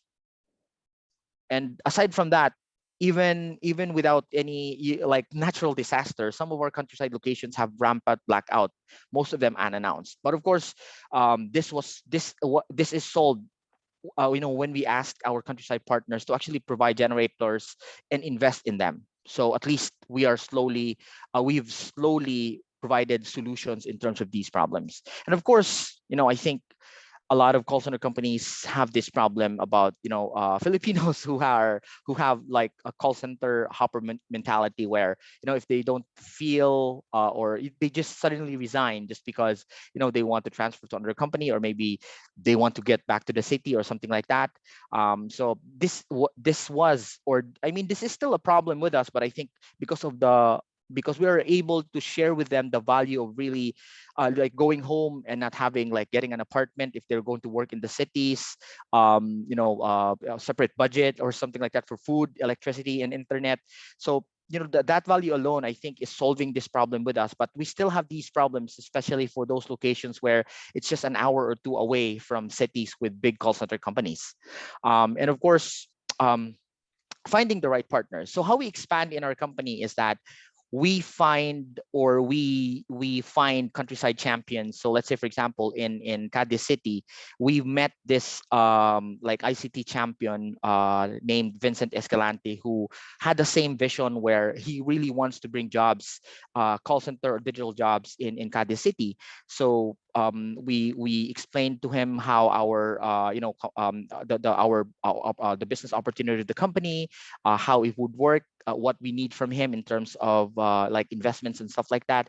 And we were able to convince him to like put a call center there in Cadiz City, which is the first in Northern Negros. But on the early stage of our company, we had this problem in terms of, or challenges in terms of finding the right partners, just because really we lacked the credibility. I think in the early days of our expansion, we didn't have programs like this with the ICT about digital jobs at PH, that it's possible to actually bring digital jobs to the countryside. So we had problems or challenges in convincing potential partners that it was actually feasible to invest in a call center facility in their provinces, in their municipality, or in the countryside, or in the rural areas. Because I think a lot of people did not believe that it was possible to already bring call center jobs in the countryside and to invest call center jobs in the rural areas, just because of the challenge number one, which is before pa lang kami mag-present, they had this problem where, how about the internet? How about power? Laging brown out dito sa amin or something like that. So these three are mostly our top three challenges in the early stages of the creation of the company. So how did we grow? What were our best practices and the interventions that we did in order for us to achieve sustainable and inclusive growth? So I also have three here, which are our best practices and interventions. And again, one of our best practices is creating partnerships. Just like I explained about Sir Vincent and our partner in Cadiz, our company partner with countryside champions. So we are always looking for Filipinos who wants to bring jobs to their hometowns, their province or municipalities, to partner with us in our mission. So we basically just want them, or we convince them that, just put up a call center facility for us. We take care of the rest: operations, providing clients, recruitment, all sorts of stuff. All you need to do is just to provide us a facility. We don't even care if it's a top-notch facility in a high-rise building. We even started on one of our offices in La Union in an apartment, but now of course we are in a commercial area. So we just need them to provide at least 20-seater facility with ample internet connection, internet connection that can run the facility, backup power, and all the requirements that we can have, which is not similar to big call center companies. All right. And then also in terms of creating partnerships, we also are partnering with government organizations like DICT, DTI, NICP, and of course the Cebu Chamber of Commerce, because we know that these organizations, well, especially DICT, because we know that these organizations share with us and align with us in terms of their goals in job creation and inclusivity. And of course, in terms of our interventions and best practices, our company are also developing, leaders within our company. So we don't hire outside to lead our team. If we see potential, right now we're managing more than 400 agents and virtual assistants across the Philippines. So if we see potential in one of our agents or virtual assistants, we develop them into leaders of our company. Because we are a firm believer of what John Maxwell said, which is, if you want to be a successful leader, you must develop other leaders around you. So it's the same. If you want to have a successful company, you really have to establish a team of leaders. And I think this is also one of the reasons why we've grown the past 10 years. And of course, we are also very proud of our company culture. As a company, we just aim to do two things right: having a clear direction on what we are trying to do, and of course bringing in the right people who can execute towards that path. And this connects to developing leaders within our company, and of course creating partnerships of Filipinos within countryside locations. So wherever you are, it's not impossible. To tell you the truth, because of the ICT, I've had an opportunity to actually present our mission and vision in Batanes, in the northernmost part of the Philippines. And if hindi dahil sa COVID, we could have started a call center facility there. But because of COVID, na-delay siya. But I'm hoping that we are going to continue talking about it, hopefully next year, and hopefully do something about putting in place like a call center company there in Batanes. Okay, so this is our best practices and interventions. So the next slide that I'm going to show you guys are just pictures of our Friday habit. So our company, what we do on a weekly basis is every Friday we allocate funds to actually share or share food in all of our offices across the Philippines, and we call it Friday Habit. And we have this what we call like attire Friday. Like some Fridays we do like Hawaiian Friday. Sometimes we have Fridays where we do pajama Fridays. There are Fridays where we do Black Friday or Black Fridays, right? And there are mismatch Fridays. So and we do like picture takings like this just to have fun. And we have a group on Facebook, or a Facebook group that we call VWP channel, where we share the happenings that are happening all across our offices all across the country. So if you can see it here, guys, common denominator here are smiles. Like for me, these smiles show how much value programs of the ICT like the Digital Jobs at PH, and of course companies like ours in terms of bringing and generating jobs to Filipinos who are living in the countryside. Like one perfect example is a single mom. Before we started an office in Cadiz City, she was working in NCR for like almost a decade. She can only see her daughter once every quarter or once every 2 months because mahal yung flight going back to Bacolod, travel to Cadiz in Manila. So hindi siya nakakauwi palagi. But then when she found out that there was a call center that was opening in Cadiz way back 3 years ago, she decided to apply. And when she passed, she decided to go home to Cadiz. And every time I meet her in Cadiz, she would always be very vocal in telling me that, sir, we are very, very thankful that you guys have decided to bring opportunities here in Cadiz because I'm able to see my daughter every day. I no longer have to allocate funds for my apartment or food in Manila.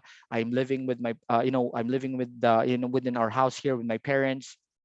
And their house is like 2 kilometers away from our office, but because meron siyang motor, hinahatid siya ng kapatid niya. So it's like just less than 15 minutes from their house to our office. So I mean, that's just one of like hundreds of stories that I can share with you guys of the value that we can actually bring. For some, it will be that's a very, very simple story, but for the people that we are impacting in terms of the value that we are actually doing in generating jobs and bringing it to the countryside, it's value that most Filipinos are actually looking for. Imagine you're home, you're with your family, you're earning more than what you can earn in the NCR. So what more can you ask for, right? So that's our company. That's everything that I think you need to know in a 20-minute presentation that I was allocated.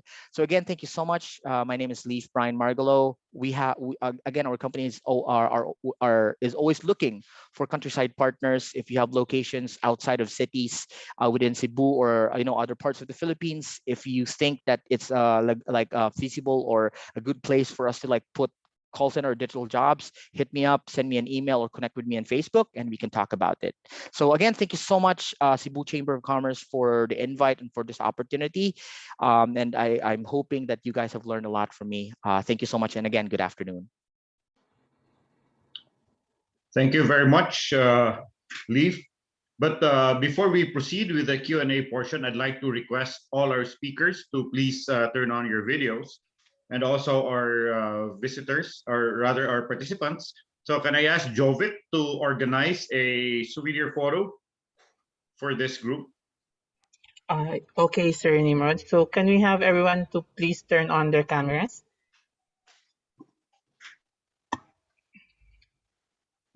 Okay, we'll just wait for a few seconds for the others to turn on their cameras.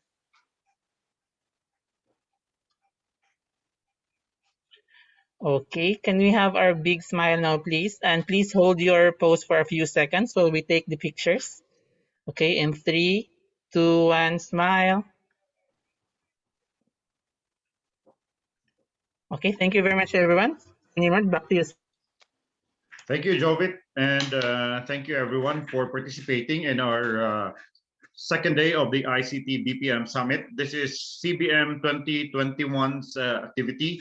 Well, just to give you a little background, the CBM is an annual activity of the Cebu Chamber of Commerce and Industry. It used to be 1 or 2 months, but then with the pandemic, there were many activities that were canceled. But then this has not stopped the Cebu Chamber of Commerce and Industry and the CBM team from doing online activities. And now we have stretched it not only to the 1 or 2 months period, but throughout the year. So we'd like to thank the members of CBM Team 2021 for doing a great job in coming up with all the events, including this one. So now we proceed with the Q&A portion. For our guests, we have Director Emilu, and of course we have Leaf. So we had quite an interesting setup for our Q&A portion yesterday. I think we're gonna have the same for now. So Okay. So we're waiting for Director Emilu. Well, since Leaf is the one who's here with me now, let me start with you. You know, you shared with us a very inspiring story about what you are doing. I know our chairman also, who's also a good friend, Mike Cubos, is also doing the same in Cebu. So, well, you mentioned challenges about internet speed, about the stability of power. So, how have this been addressed in the areas where you have set up your business? I think again, thanks to the ICT, a lot of improvements have happened in terms of infrastructure. Uh, i- uh, Specifically internet, like for example in Cadiz City, before we actually when we started our office there was no available, what you call this one, there was no available I would say PLDT fiber or something like that, which is I think which was what we needed. So we had like I think only one option to get the internet, and we had to get like I think 5 subscriptions to be able to start the center there. But because of the what they call the drive of our partner, we were we were able to do that. But then after I think 2 months of actually talking to the LGU, that hey, we already have like more than almost 50 agents there, and we really need to like put the improve the internet. And so they helped us fast track the internet, the internet connection there. And actually they're always saying this there in Cadiz, that our company was actually the reason why the PLDT fiber was able to like reach the Cadiz City, what they call this one area. And I mean, it's actually is the same right now. Before we invest in, before we go to any locations, we always check with internet service providers about the availability of subscription speeds, fiber lines, and wired lines. So nagche-check kami before we do that. So, well, you are not only benefiting the industry, but also the whole city in general, because there's now faster internet in Cadiz. And you know, one of the challenges that we encountered here, especially at the start of the pandemic, was that people were working from home. So the ICT was talking about cities. They were talking about improving the infrastructure in the cities. But then a lot of the workers were going back to their hometowns. In fact, I know personally of one friend who now works in Surigao. She's supposedly based in NCR, but she's now in Surigao.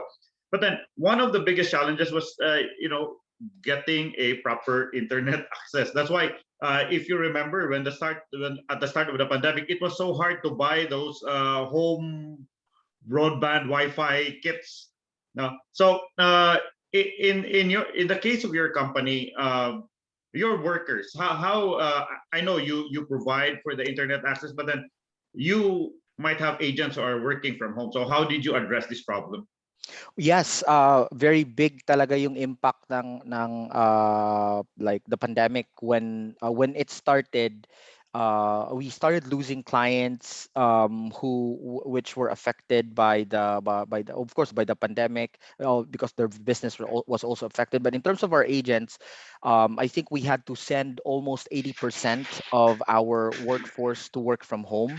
The idea that we did was that we have them borrow computers from our company, and that's also what we were looking for, like internet, like broadbands, and stuff like that. But then the problem in the countryside is that merong mga dead spots. Meron ding, like for example, if you're outside of the highway, wala kang internet.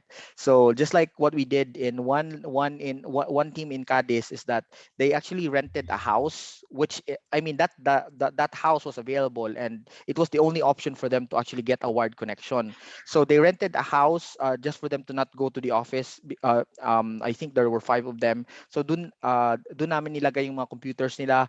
We had to process like ward connection for them. It was good because I think there were anong tawag dito, parang fast processes then during that time with other ISPs. So that's what we did. We provided them internet allowances. That way we can just continue work. But of course, there were still a lot of people where their houses were located in far-flung areas na wala talagang internet. So we really couldn't do something about it. But basically, we just convinced our clients that mag-pause muna or something like that. But then eventually, when things got back, when we were able to go back to the office, nag-continue naman din sila sa work. Okay. Well, I hope nobody had to climb a tree or go up the mountain just to be able to get internet access. Well, we never had to know, but I think there were others who were really having problems with internet connectivity in their in their locations. Okay. Well, Leaf, your story is quite an inspiration. The first thing that's written here is started a BPO company at the age of 24 with zero knowledge. I think in business school, this is not taught.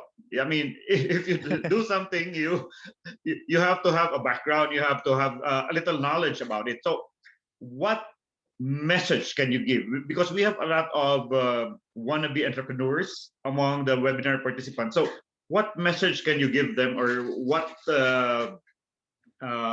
advice can you give them if they also want to make that big jump, just like what you did back when you were 24 years old?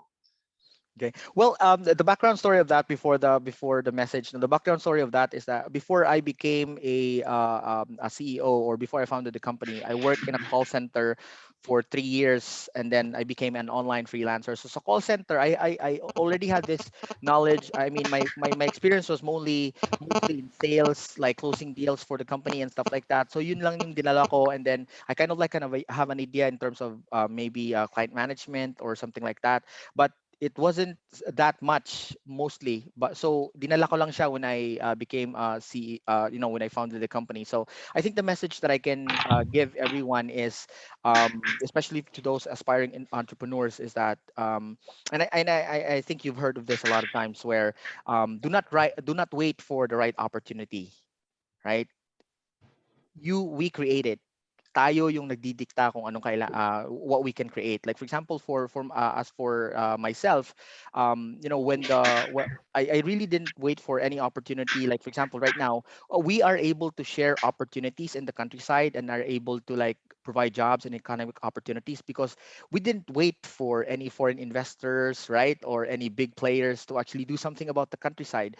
So our company created opportunities, hindi kami naghintay. And this is, I think, the reason why we're able to share opportunities to others. And it's on a business perspective, that's actually, I think, a good karma, right? You're helping other people get jobs, make money, to also like grow your business.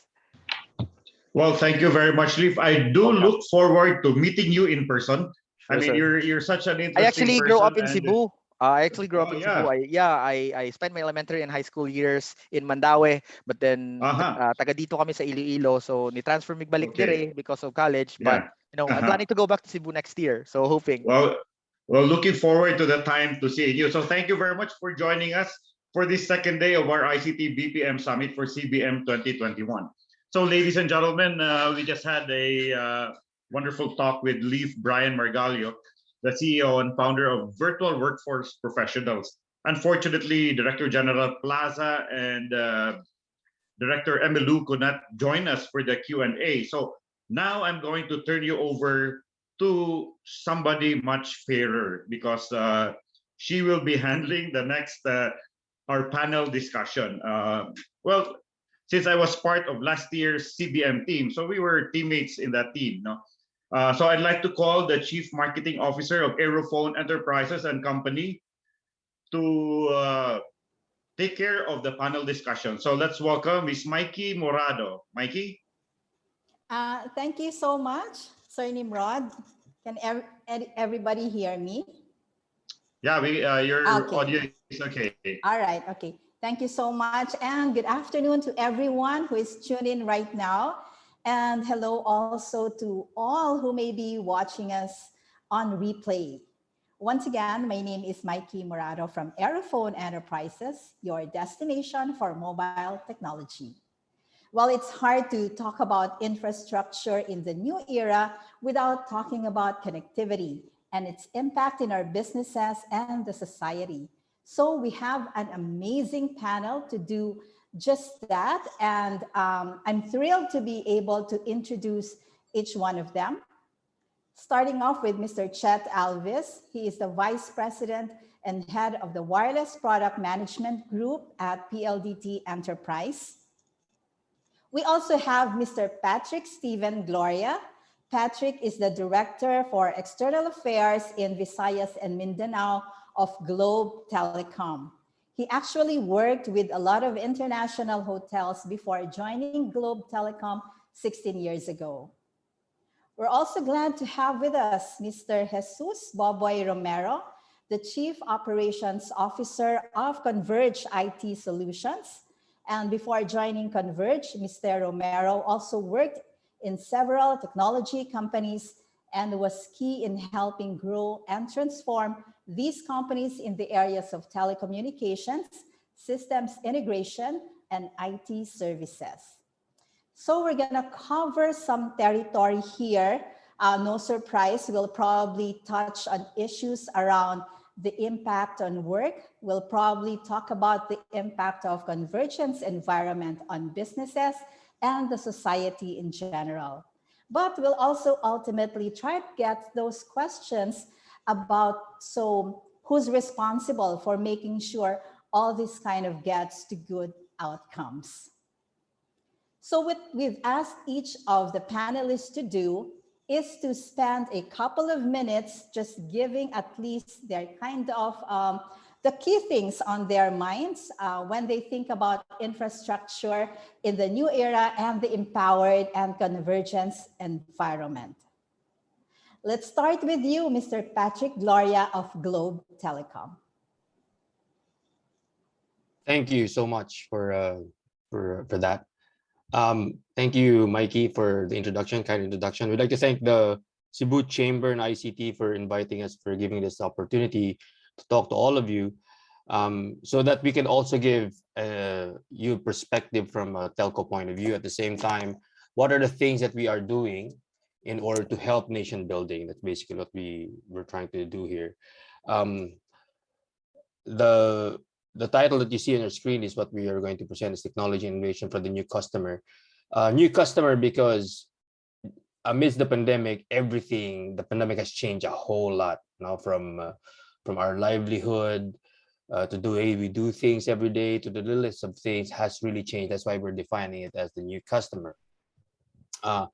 Therefore, we'd like to give you a glimpse of how we look at things in terms of how to solve the pandemic and how to help people get connected.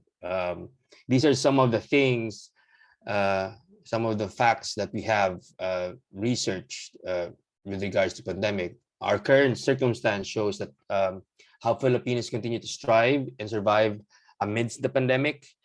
And however, amidst these challenging times, digital technology and innovation is still at the forefront of every Filipino, more so now after the pandemic.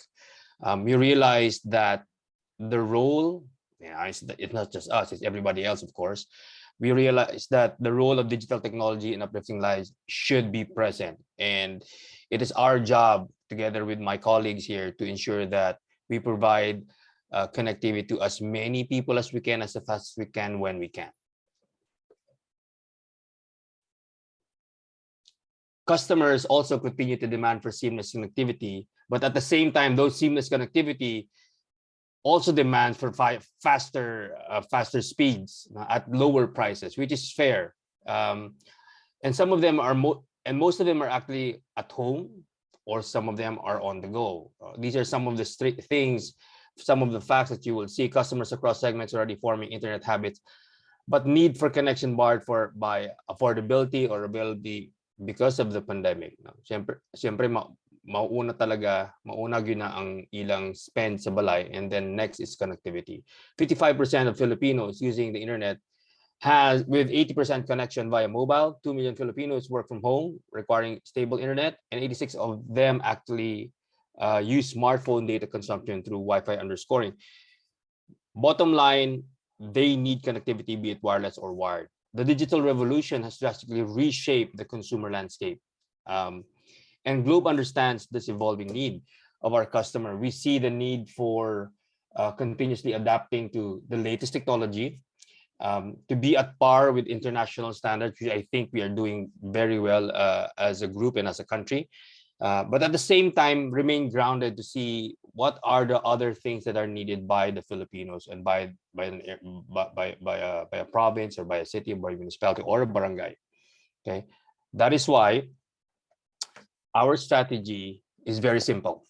Okay, our strategy is to build and expand our network to drive the service improvements of the Filipino people, basically focusing on 3 parts: to accelerate the LTE nationwide, and 5G most especially where it is applicable. I say where it's applicable because there are a lot of things that you should consider when where you apply 5G. You know, you have to consider towers, transport, and all of that.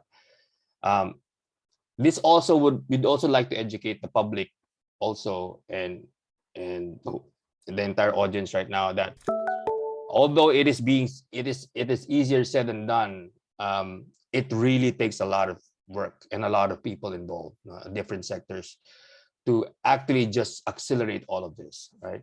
The next thing is also to upgrade all the existing cell sites that we have and ensure that all of them are 4G capable.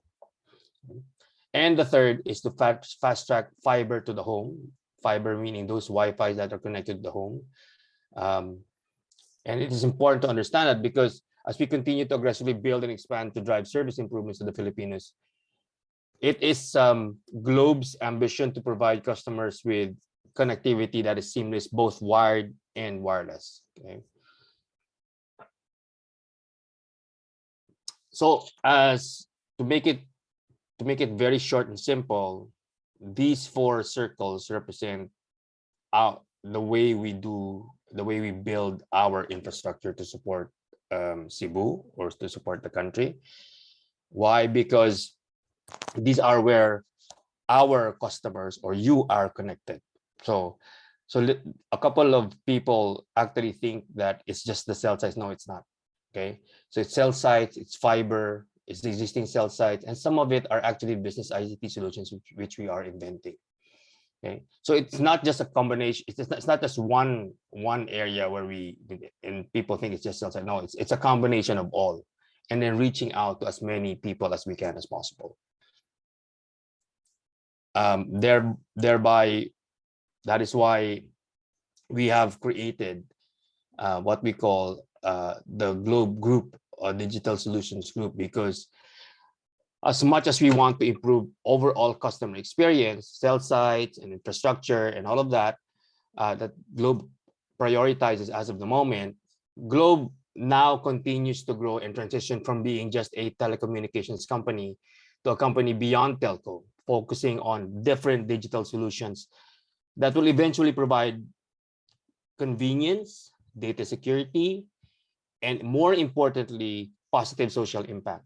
So I was listening earlier and I was listening to the different speakers, and all of the things that we're saying are actually some of the things that we are also working on, like GCash, for example, where in GCash, I think we started out GCash in 2004, hasn't been picking, it was picking up very slowly, but as soon as the pandemic hit, it just soared automatically, right? So it's actually, I think it's now rated as a double unicorn by investors.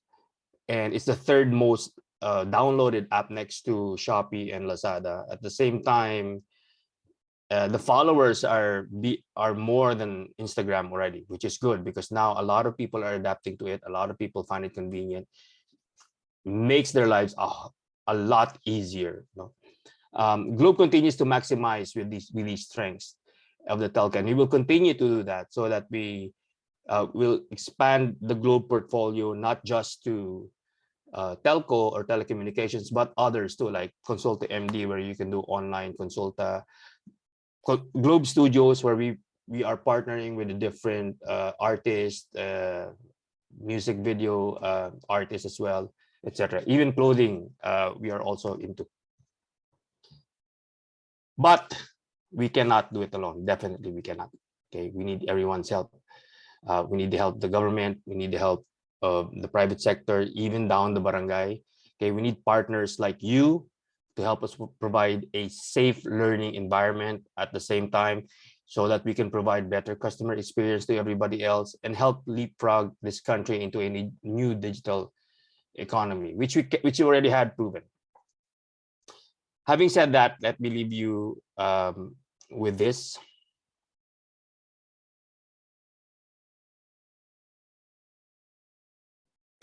A better future is built by the brave,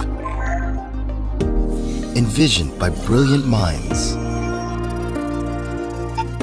born from the passions of thousands strong. One that isn't without risk, but protected from it. Safe from all the worries and secure for what's to come. Because a better future with the greatest empires, the strongest communities, and the happiest families will always be worth having. That's why the bold and the fearless understand that recreating something better takes courage and strength. So together, let's start shaping a better future today.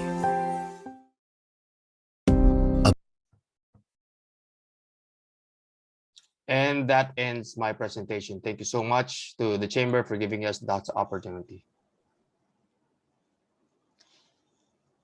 Thank you so much, Mr. Patrick Gloria of Globe Telecom. Well, now I am particularly struck by your report about 5G connectivity and cell sites expansion. I'd love to come back to that at some point as to what we do about that question. But Sir 𝗕𝗏𝗂, is he around already? Are you sharing some of these insights too? Please share what's on your mind when we talk about the infrastructure in the new era. Yes, thank you, Mikey. I hope everybody can hear me well. I'd like to share some insights coming from the PLDT group. Hang on. Can everybody see my slides? Yes, we can see it, sir. All right. Hang on. I'll go to the very top. No, good insights coming from Patrick. Definitely, this is no, he's correct. Everything's quite simple. From the PLDT enterprise side, I'd like to share some insights about how we dealt and how we are actually still dealing with the pandemic in relation to our customers. Similar to probably a braver tomorrow for Globe on our end. We want to feature unbreakable because we want to encourage enterprises to become unbreakable despite the challenging times. No? So to start off, again, good afternoon to everyone. Hello, Mikey, and thanks for having me here in this event. And a warm hello also to my co-panelists, Patrick and Buboy, and of course to everyone watching. I guess borrowing from our PLDT CEO's presentation in the past, in past presentations, we just, plain and simple terms, we kept everyone connected. We bucked the odds, and we at PLDT have remained steadfast by our vast range of telco and digital services. And this is to ensure that even in an ongoing world crisis, life indeed goes on. Again, it is our commitment to serve each and every Filipino, and of course, on the enterprise front, we remain true to our promise to have a positive impact to each and every enterprise customer. Of course, one of the major mindset shifts that Al has encouraged us to espouse in PLDT is that the customer is our North Star, and we should all be guided by them. Customer experience is key in the growth of our business, and it is with this in mind that we go on day after day. In line with this, we continue to improve and expand our network and coverage, both in capacity and service quality. And it is with this that we have actually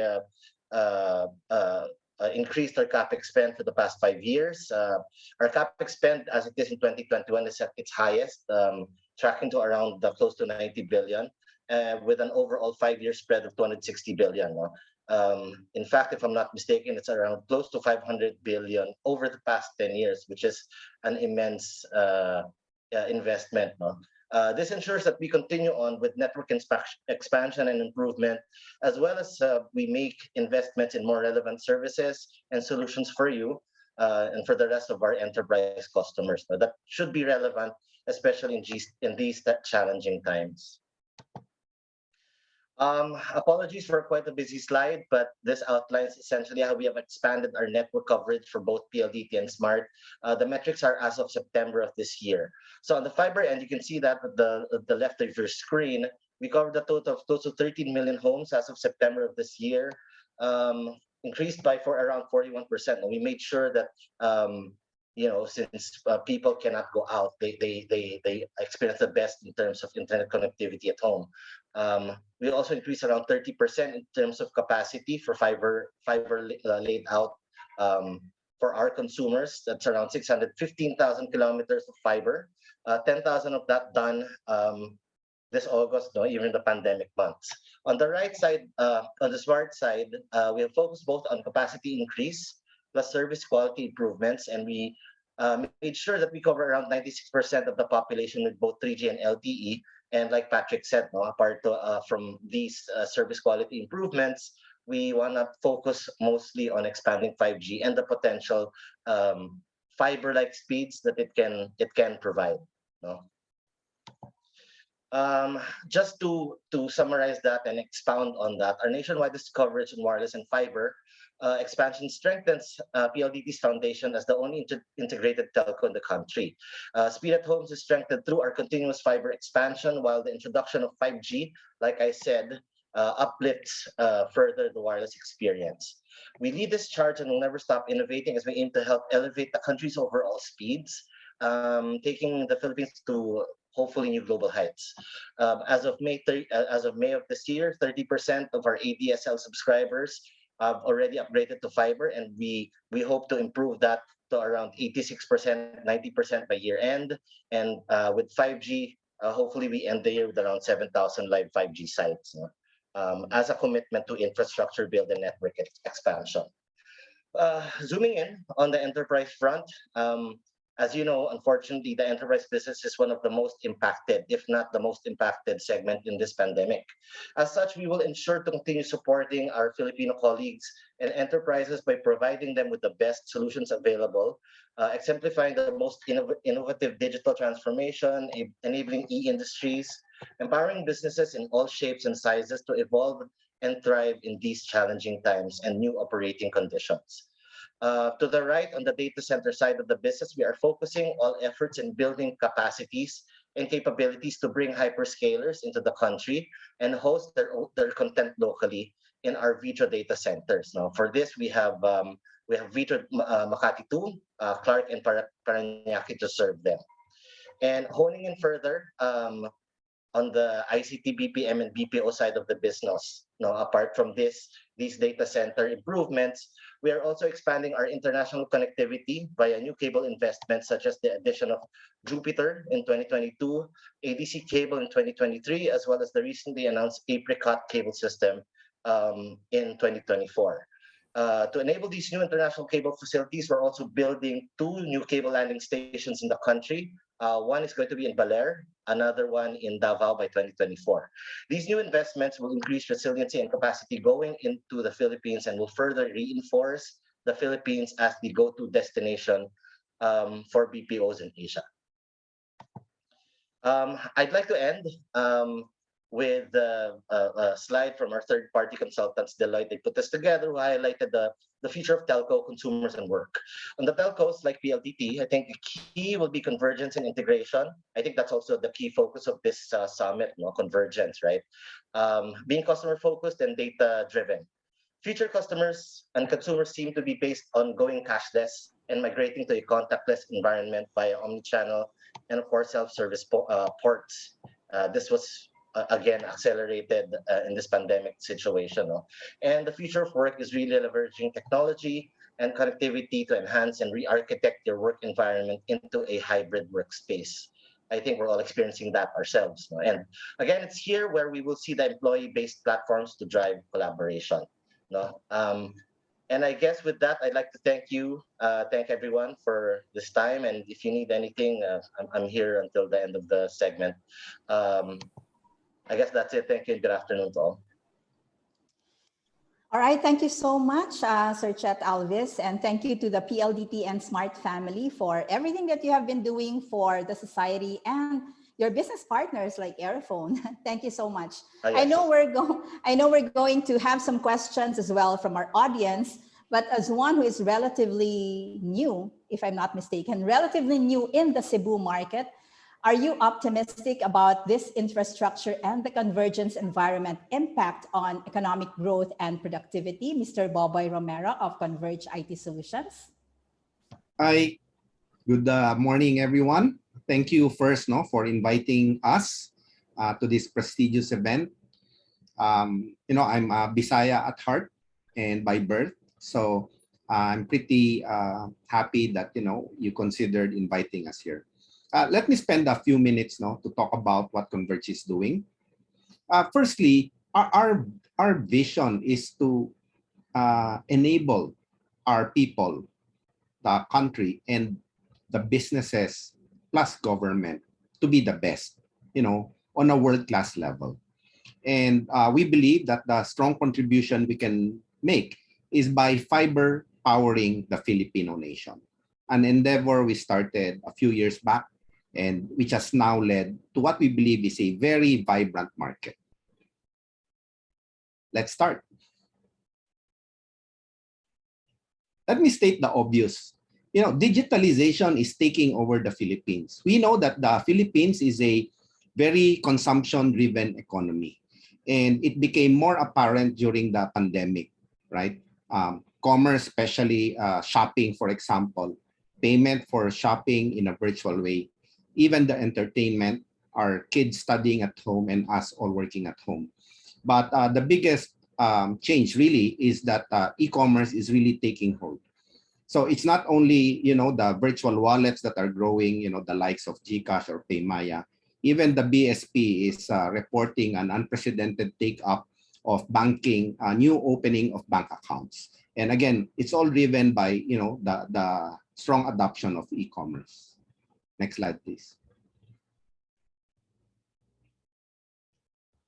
And, the Philippines, not really a very rich country, but most of us have smartphones, whether they're the highest brand new phones or those who are, hand-me-down, second-hand Android cheap phones. But what is driving a lot of this internet adoption really is not only pervasive network connectivity, but the availability of a lot of devices, plus, of course, a lot more very useful applications that are now made available to us, in all areas, whether it's shopping, delivery, payments, health, music, entertainment, all of them. Next slide, please. And it's also very encouraging to see that conversion rates, because we also experience this on our own online sites. People go in and then check things out, but don't do anything. It's a very good trend that we're seeing that from search to actual purchase, the percentage volume has been increasing. And by the way, there was a recent study that in ASEAN, the fastest growing in terms of digital adoption is now the Philippines. Next slide, please. Oh, these are some of the trends, and I think all of us have seen this before. And these are not only things that we are seeing as a trend nationally, and it's something that we're actually seeing in our own business and operations. For example, we had great take up during the pandemic, despite the fact that people were unable to go out of their homes and there was limited mobility except for those who were given the then IATF IDs. But the digital approach that we had started even before the pandemic allowed us to accommodate, for example, applications, the direct-to-consumer portal that we had, 𝗤𝗓𝗧, of course, online payments, which we had already made available at that time, and some of the other automation tools that we had deployed to help us cope with the massive volume of transactions with not enough people. Again, people were unable to come to work then. I still remember at the height of the lockdown, we had 100 call center agents who lived in our call center for 2 months nonstop. We couldn't afford to, for them to go out and be exposed and infected and in turn infecting the whole call center. And they themselves were kind of worried about that. Good thing that, we have a lot of very young people working for us. So to them, it was not too much of a big deal that they had to be working in our offices for about 2 months nonstop. Next slide, please. So again, we're not in the digital space. We have a very singular mission, as I mentioned. That is to fiber power the Philippines to bring fast, reliable, and of course, affordable internet to as many Filipinos as possible. And this is our mantra: simple, fast, and reliable. This is how we have managed to grow in a market that was very, very small at that time. 2016 is when I joined Converge. The fiber market was really tiny. It was very difficult to get, and it was expensive. And I think we can at least say that we were a catalyst in making sure that fiber becomes more massively available. And it doesn't matter if there are 3 of us or maybe 4 or 5 or even more players. Our market is so big and Filipinos are so hungry for internet. Not, as I think it was Chet who mentioned, or Patrick, not single one of us can do it. We all need to help each other. So again, for us, simple, fast, and reliable. Now, just talking about how we serve customers, a lot of it has been moving to the digital space. I mentioned, for example, earlier, being able to process, tens of thousands of applications and transactions with not enough people. Something as basic as robotic process automation we deployed, and that allowed us to really handle the massive volume of applications that came in when everyone was trying to buy an internet connection. Of course, our customer care part, the technicians on the field are now also digitalized. They have smartphones that allow them to accept tickets and activate customers right there at the customer's premises. And then, of course, all of the rest of the BSS-OS components. In fact, we're in the middle of a massive upgrade. So this would be our 3rd now. We really did not expect to grow this fast. But as usual with Converge, we turn on a dime. We're about to cut over, our first drop of our new modern BSS and OSS, our 3rd permutation. Next slide. And then again, in the area of service delivery, I'd mentioned the online portal. A lot of our customers just go to the website, apply. Many times they don't even need to speak to somebody. If they have the ability to pay online, then the whole transaction is done. No need to speak to anyone. You get a job order in the next day. And later on, I'll tell you the statistics of how fast we're able to install now compared to during the pandemic. We have self-serve capabilities on the mobile app. We're the first to launch a feature. We call it My Service. You launch it and you can actually see the condition of your line. Is the signal level low? Is your modem temperature too high? Is my internet slow? Because there are 30 people connected to the Wi-Fi. That's all available today on the mobile app, which, by the way, is also going to be upgraded and replaced pretty soon. We employed many technologies like click-to-call, for example, chatbots. We have a YouTube channel where customers can go and get themselves educated on how to interact with Converge. Why is my Wi-Fi slow? How do I improve further the performance of my total internet experience at home, and so on. Next slide, please. So as I mentioned, no, we do about 93% today within 7 days. That means if 100 people applied, within 7 days, we install almost all of them. And most of those that we do not install is because the customer would ask for a reschedule or is not available. We hit up to 70% installations within 24 hours. That's all only possible because of the digitalization of our process and our back end. So this is one of the clear benefits of really going digital. We're not a very big company, and we always want to make sure that we enhance, all of the talented workforce with a lot of automation and with a lot of self-help and self-service for our customers. Next slide, please. Converge, a relatively new player. Like I said, personally, I just joined in 2016.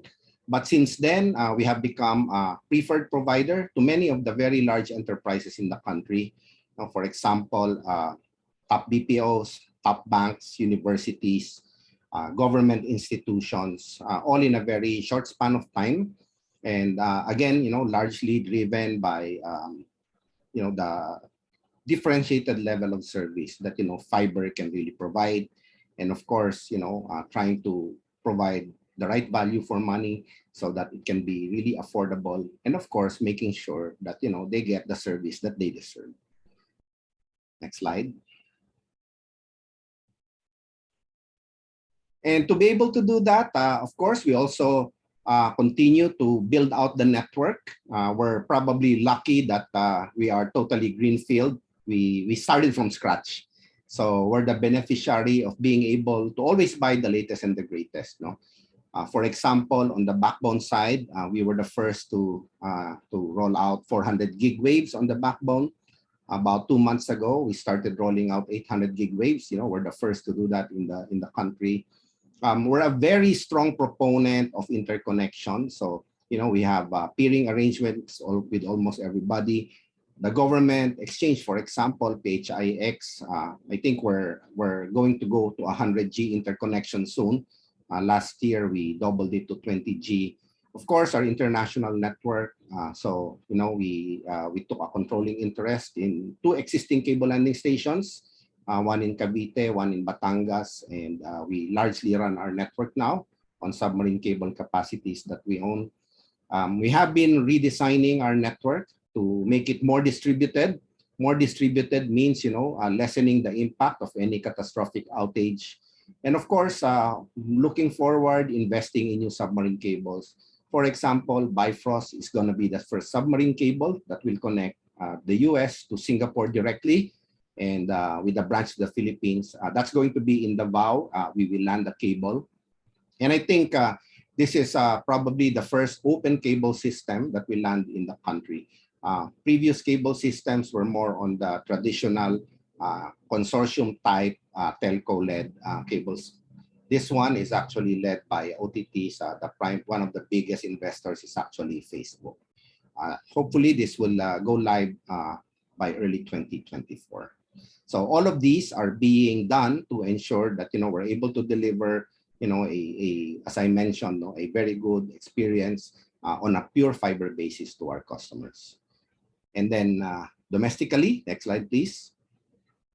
So we just completed our national domestic backbone. So we built our own backbone, both on the terrestrial side, as you can see, Luzon, and then we have about 20 domestic submarine cable landing stations as we built out a new submarine cable system to connect Luzon to the Visayas and then to the Mindanao.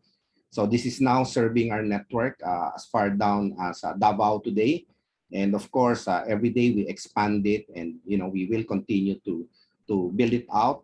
We already landed in Palawan, in Coron, and then in the northern tip of Palawan, so that we can also serve the Palawan Peninsula.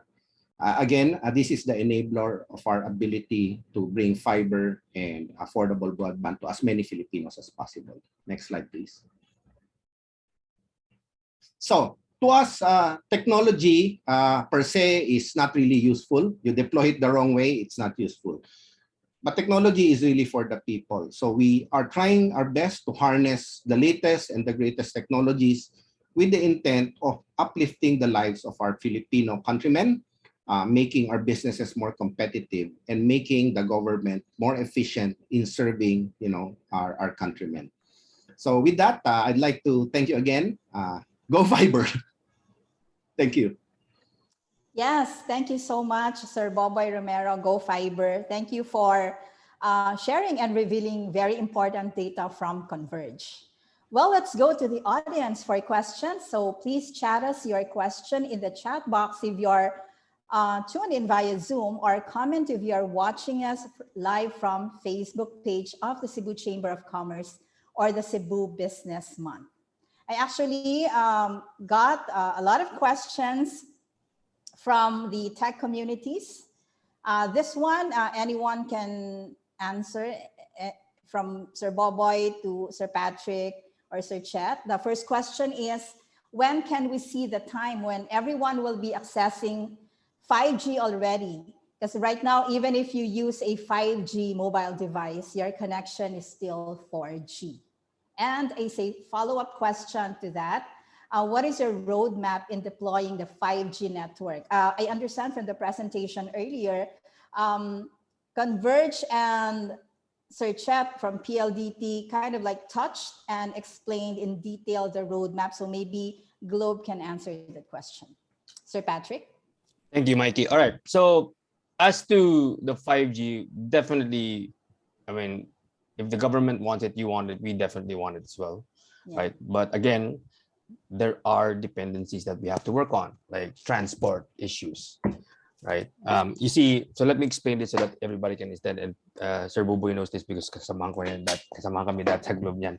So, hey boy. Okay. So when you build a tower and put a lot of things in there, there's a lot of things that you need to check, right? One is transport, where Sir Buboy was telling earlier, the data that is being bought from the source going to the tower. Second is the integrity of the tower, because you have to put additional equipments. And third is power, which is controlled by the local power co-op. So those things we are checking. And if those things are in the checklist says check, then we go ahead and put it, right? You also have to think about the availability of 5G phones, right? Because right now the cities are okay.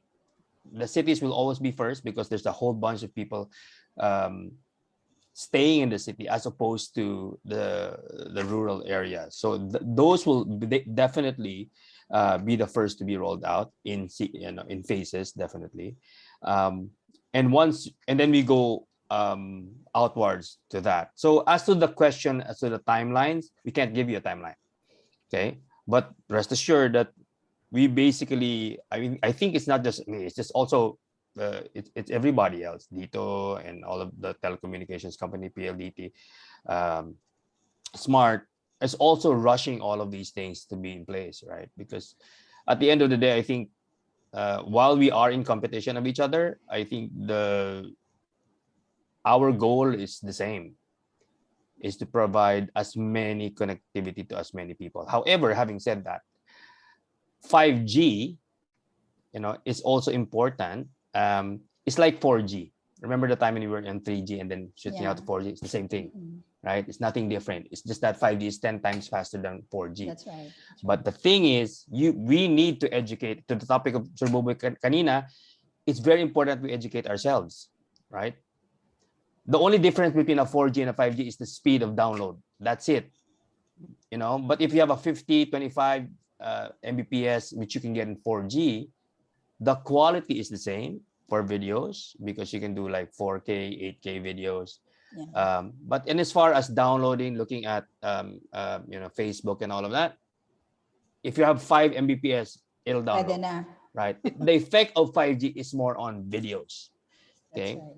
And if you download a movie, for example, if you download the movie of a 3 GB size at an MKV version in 4G, it'll take you 1 minute and 30 seconds. In 5G, it'll take you 30 seconds. But then again, who's downloading movies nowadays? So everybody's streaming, right? Everybody's streaming. So I guess the question is, how can we help educate the public about that? right? So how much gigabyte is to one gadget? Because a lot of people don't know that, right?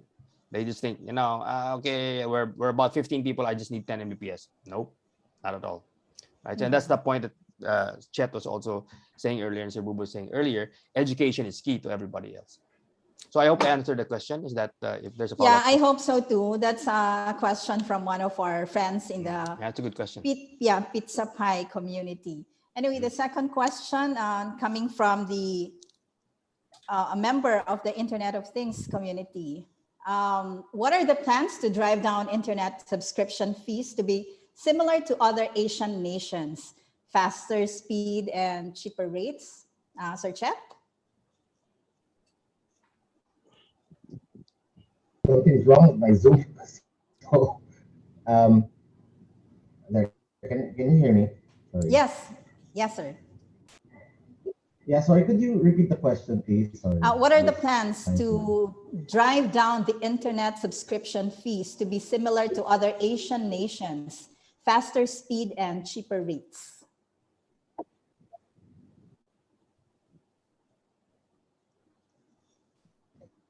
Actually, maybe I can help Chet. Chet, sure. I guess it's a matter. Okay, Chet. Okay. Right. Naka-mute ka. Matter of finding the best use cases, internet use. So maybe obviously from a. Yeah, if you don't mind, maybe let me weigh in muna while Chet is setting up. Sure, sir. No problem. Again, 2016, if you think about it, when you wanted to get a fiber line, you'd be paying in the neighborhood of 4,000 pesos for, I don't remember, 50 megabits. No? Yeah. Today, with the Converge and PLDT, of course, followed for 1,500 pesos, 1.5. So it's about a third. No, you get the 50 megabits already. Now, how is that possible? Obviously, first is scale. If you don't have scale, your unit costs are gonna be high. That's why in our case, we just went and expanded like crazy. So that's one of those, one of those areas. Another benefit of having scale, right, is you're able to get some leverage with suppliers, right? So unit costs, of course, go down. Then with volume, you now have leverage, so you get low.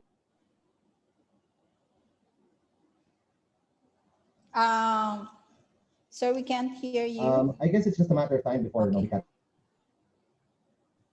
We're losing you, Sir Boboy. Oh, sorry. I was talking and it's okay. Okay. All right. So let me take it from the top now. So a few years back, fiber line would cost like 4,200, 50 megabits if you could get it. No, today 50 megabit line from Converge and I think PLDT is close. Is 1,500. So it's a whole lot lower. Now, why is that possible? Because the first thing is you need scale. So you need to build out in a massive way. Because when you build out in scale, your unit costs drop. Okay, so that's the first thing. Another benefit of scale is that you have more leverage with suppliers. You get lower costs. Lower costs get transferred back to the customers in terms of lower prices. Then you need technology that also lowers your cost. So in the past, like backbones would be what you call 100 gig, no? Today we're using 800 gig. So imagine 8-fold increase, but the cost of that is not necessarily double. So costs are dropping all over. And obviously competition is very important. I think last quarter, everyone, at least on the fiber basis, reported pretty good results. And despite that, all of us are growing, right? So it's not as if we're growing because we're taking it away from somebody else. It's just that now all of us are trying to provide services to as many Filipinos as possible. So I think the accessibility question is beginning to be answered. Now, the cost question, I think we need some more scale. That's why in the area of international submarine, Converge is investing heavily, because it's one of the very big cost items in the Philippines. And unfortunately, and no offense meant, international submarine cable costs in the Philippines are damn expensive. That's why we are investing heavily there, no. because that cost item goes back to the consumer. So again, to us, it's all about reducing the cost so that we can pass it back to the customers.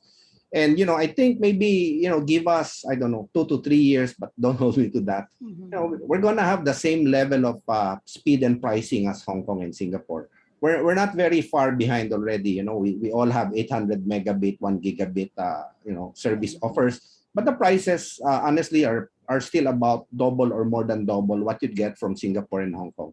But let's not forget this. We are an archipelago, 7,000 plus. Oh, yeah. right. Yeah, that's true. It's more difficult to build out. Hong Kong, Singapore, city-states, Korea, one big peninsula, not the same. So, Yeah, so since, Sir Bobby, since you mentioned about the submarine cables, maybe I'd like to direct this question to either Globe or PLDT. What are your plans on creating more underwater optic cables, both local and international?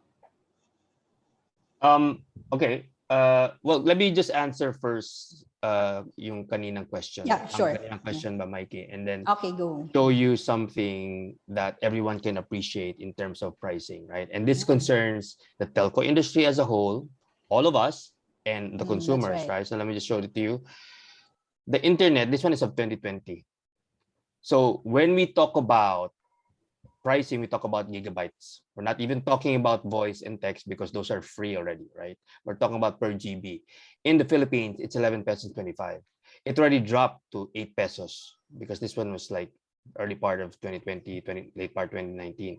And look at the other countries. 190 pesos for Thailand, 35 pesos for Singapore. So if you're talking about price, then definitely we are actually we're one of the best now. Pero right? yung speed Speed is comparable. Yeah, speed is definitely a concern. But remember that the entire country now has gone up like 30 places up, 40 places up. Yes. 40 places up. Yeah. And we're speaking as an industry here, right? Because, well, let's face it, we have a lot of challenges before, which was addressed. I think the call out of the president was pretty good. Although, tinamaan kami lalo sa Globe. Pero I mean, it's a call out. But then again, it really helped us open the eyes of the other. Kasi after that, we had a lot of things approved. PLDT, Converge, Smart, mabilis lahat ng approval. So that's also one thing. So that answers that question of pricing. So the question of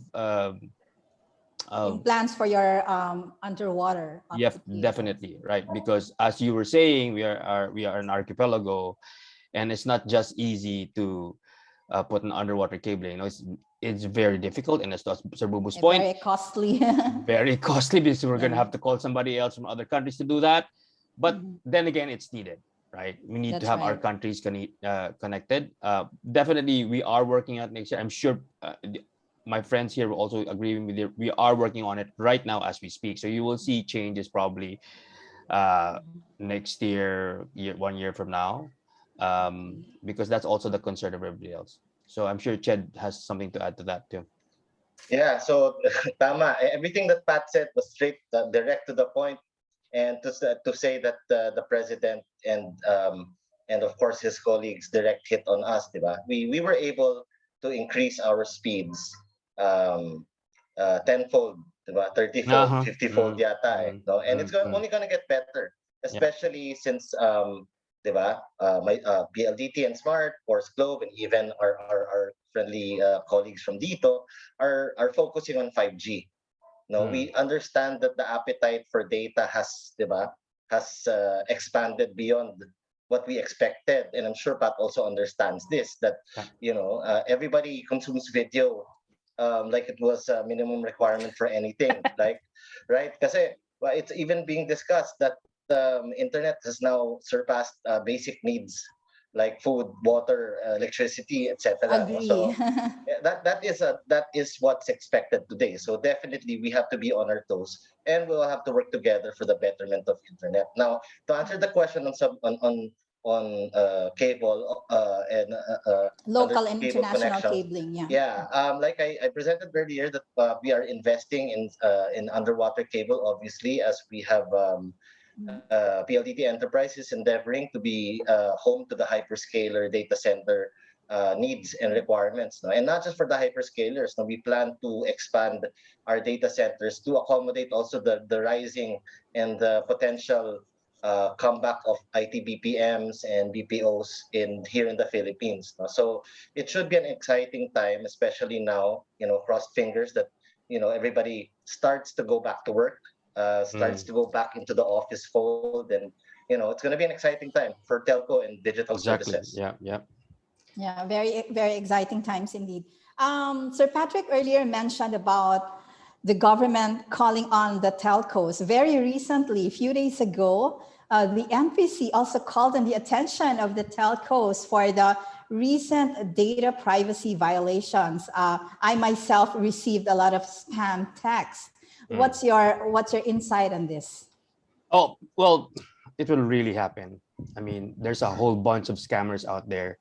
If you think that we're fast, if you think telcos are fast in evolving the speeds, they're faster. Oh, the scammers are a lot faster. You never thought about it yet. More creative. They're already doing it now. Here's the deal: we can never, you can never catch these people. If you can, you're very lucky. The best thing we need to do for everybody else is to educate them. Don't be careful with sharing personal information. Let me be really frank with this. Let's not be gullible enough to be, to be conned into a text message, because a lot of people do. So my personal take, if it's not in your, if that number is not in your contact list, don't read it. Ignore. Exactly, because there's a whole bunch of it, and now and I think we found, the telco industry actually found about this already, and it's in the news now, and we've come up with a public press release for this. It's actually now a worldwide global syndicate that's behind it. So very, very difficult to catch. You cannot control them, but we can control how we read, how we give out our information, okay, and make sure it's not like information you give out when it's being asked of you, right? When you fill out forms, those are information. There's a certain number of information that you can only give out, like your name, your age, and all that. Other than that, everything stays discreet, right? In the telco industry, especially for Globe, we're tightening up on data privacy, right? It's not perfect, but definitely there are flaws to it as we go along, because we try to adapt when they evolve, when the scammers evolve. But definitely we are becoming strict about it ever since naman. But the key is also to be vigilant about it. Sometimes all of these things that you put in, gut feel plays into action right away. Parang should I follow this, or like doesn't feel right? So all of those things come into play.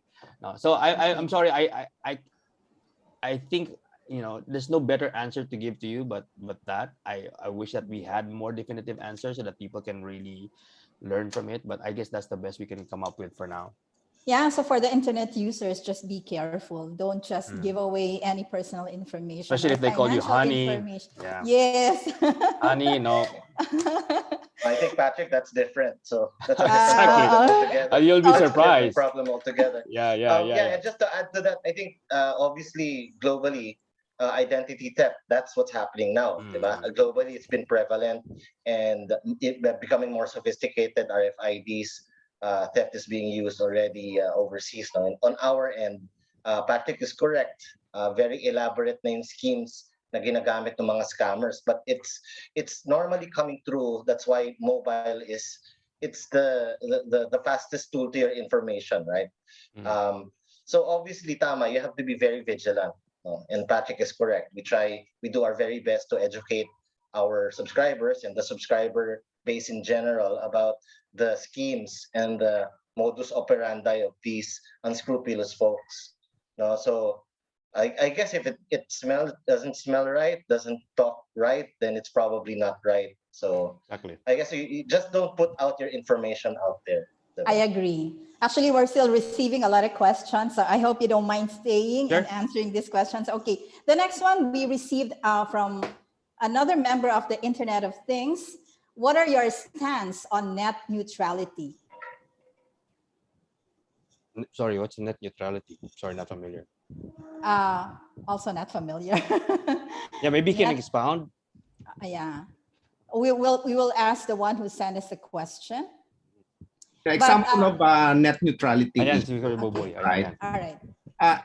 In Korea, one of the telco sued Netflix, right? Because because of the that. point is that your content being consumed by your customers is actually using our network, and we're not getting compensated for that. Okay, so that's one of the issues around net neutrality, right? Maybe in our case, rightly or wrongly, we think that what we are providing is a pipe for customers to use. And we are architecting the network to absorb the kind of traffic that is here and now, and then maybe in the future. Example lang ha, again, talking about Netflix. Before, it used to be high definition video, 3 to 4 megabits. So kung ang internet mo 25 megabits, 4 to 5 of you simultaneously can use it. Today, we have 4K video. You're doing 30 to 40 megabits on 4K. What if we start to have 8K? What if, this metaverse, all of these virtual reality, augmented reality, driving, potentially hundreds of megabits of traffic? The network will come under strain. Pero I think our case is different from Patrick and Chet, because they also have mobile networks, which generally are more capacity constrained, no? Kasi spectrum.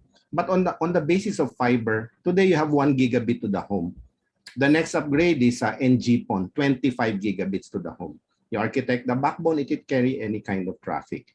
So I think from a fiber provider alone, in our case, probably not that big of a deal. But I don't know, maybe very different when you become a mobile provider. Yeah, because you share the bandwidth. Spectrum kasi ang limitation. Yep, correct, Boboy. Okay, so I hope we were able to answer that question and accepted na ng atong nag-ask, Pero no? one thing is for sure, the demand for more speed is not going to stop. It's just getting bigger. Wala lang ang bumibili ng 5 MB eh. 10 MB. Wala na yun, yeah. Wala That's na. nothing. Pinakamababa ngayon is 25. Ay, At ganon. least. Parang below pa ako sa 25. Oh, yeah. Well, tatlo kami rito makakatulong. Either way. Yeah. Okay. Yes, correct. Sige. Anyway, let's proceed to the next question. This one is from the member again of the 𝗜𝗖𝗧-𝗕𝗼 community. So a lot of members from the tech communities are throwing questions at us. 87% of barangays in the whole Philippines do not have cell sites at all. How would you come together to deliver service to these barangays? Okay. Can I answer that first? Sure. Go ahead. Well, yes, agree. 87 barangays don't have. There are also pipelines from us, from PLDT, from DITO, and all that, which are coming. Talking about the way we do things differently, I'm sure all of us spent billions and billions of pesos for infrastructure. That's not even that's and that is the truth. It's like 30-40% of the total income of the previous year for each of us, right? So in terms of investment, yes, we are investing back. While the average company invests back about 15% balik to the network, I think telcos averagely spend about 40% of their net income, so that na what all our income, almost half of it goes back to the network in order to build. Second is the pervasiveness of building needs help. On average, I think all the telcos can build a couple of thousands of lines, a couple of thousands of cell sites. The country is at 25,000 cell sites. Okay, you can read it in all the papers, about 25,000. Our neighbor, Vietnam, has 90,000 cell sites. So the question is, how did they get to 90 and we can't, right? Regulatory is for one. Number of people building the sites or companies building the sites, they have many and we have not, right? And that's where the government actually acted upon it this year and last year. Okay, they helped us fast track all the permits, from 9 months, 6-7 months, they brought it down to 7 days, right? Second is they helped also in bringing in tower companies. And there's a whole bunch of tower companies. right now that we are working with, right?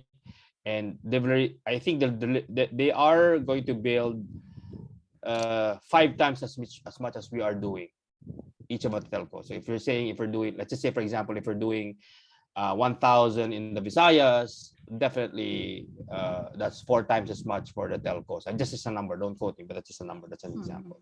So that's where that's how we are going to go and massively build the telcos, because that is the solution, to massively build it.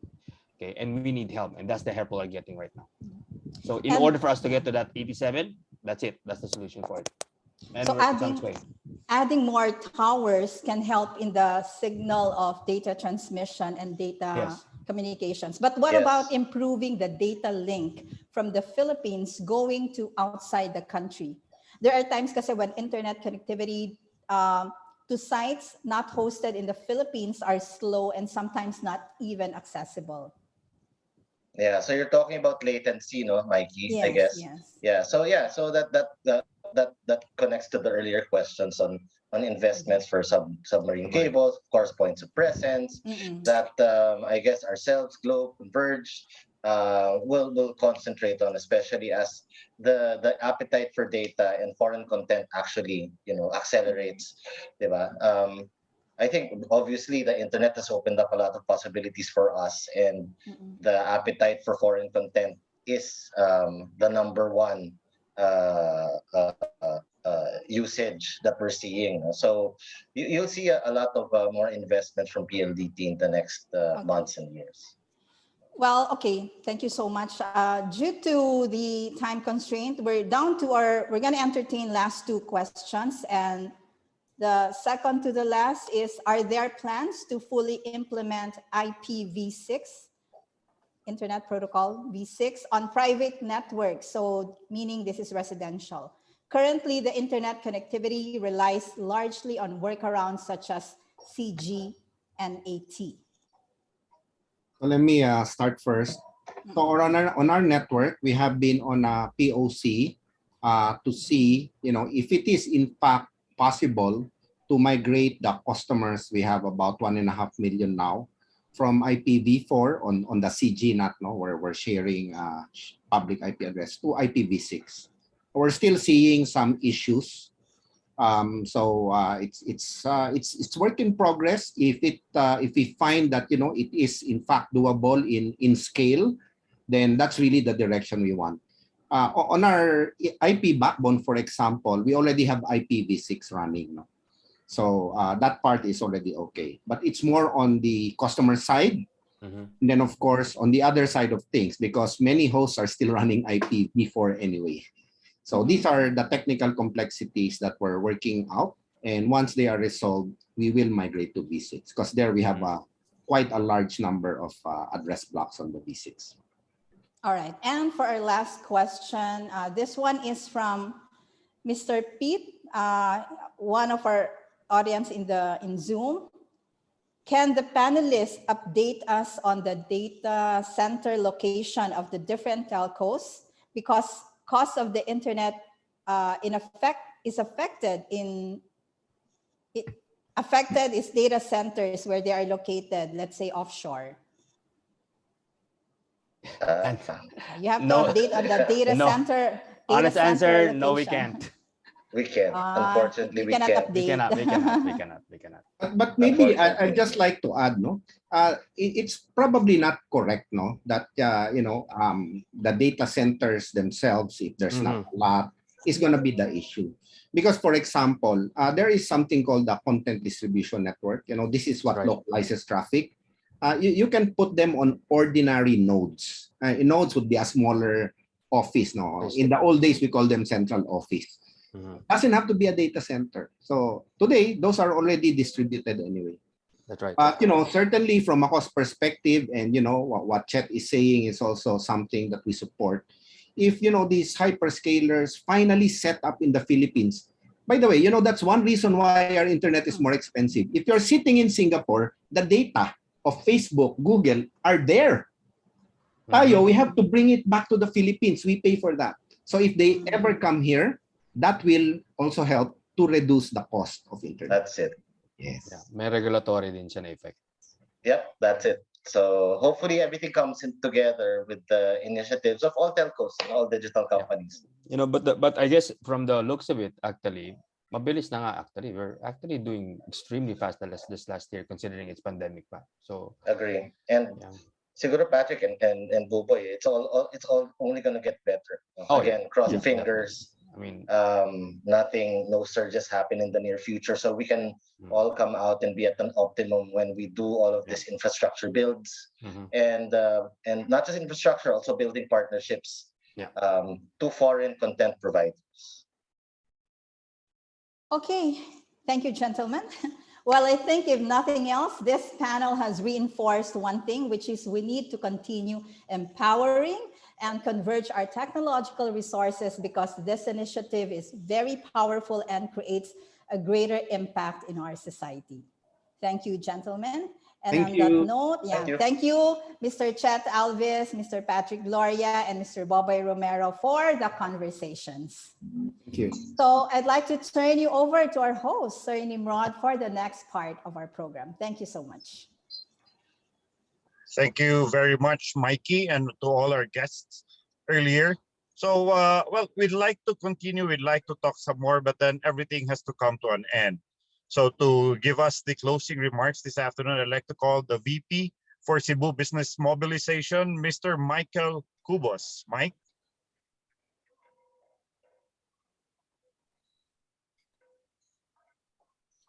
Hello, everyone. So thank you so much, Sir Boss Nimrod, for the introduction. So we have come to the end of our event for the ICT, the BPM, which the industry I am part of. And I would like to thank our esteemed speakers, distinguished guests, our sponsors, our colleagues, and once again, a pleasant afternoon to all of us. So as we mark the end of today's fruitful discussion, I wish to commend all of you for allocating your time out of your precious schedules to attend this year's ICT BPM Summit. So reinforcing the efficacy of going virtual, we have already gained so much from our free-flowing and meaningful discussion about elements for a robust future in general and what lies ahead for the ICT BPM industry in our country. Your active engagement today's panel discussion reflect what Cebu can achieve if both the industry leaders and the government work together as one. So I would like to take this opportunity to congratulate our panelists, our speakers, for the knowledge that you have imparted to all of us in the course of this summit.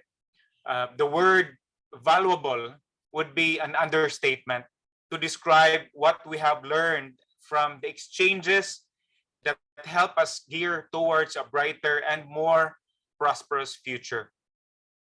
Through our roster of dynamic and expert panelists, we've learned and exchanged ideas, especially questions coming from our participants, and bits of wisdom and perspective on the ever-shifting landscape of crisis and opportunities that business leaders currently face.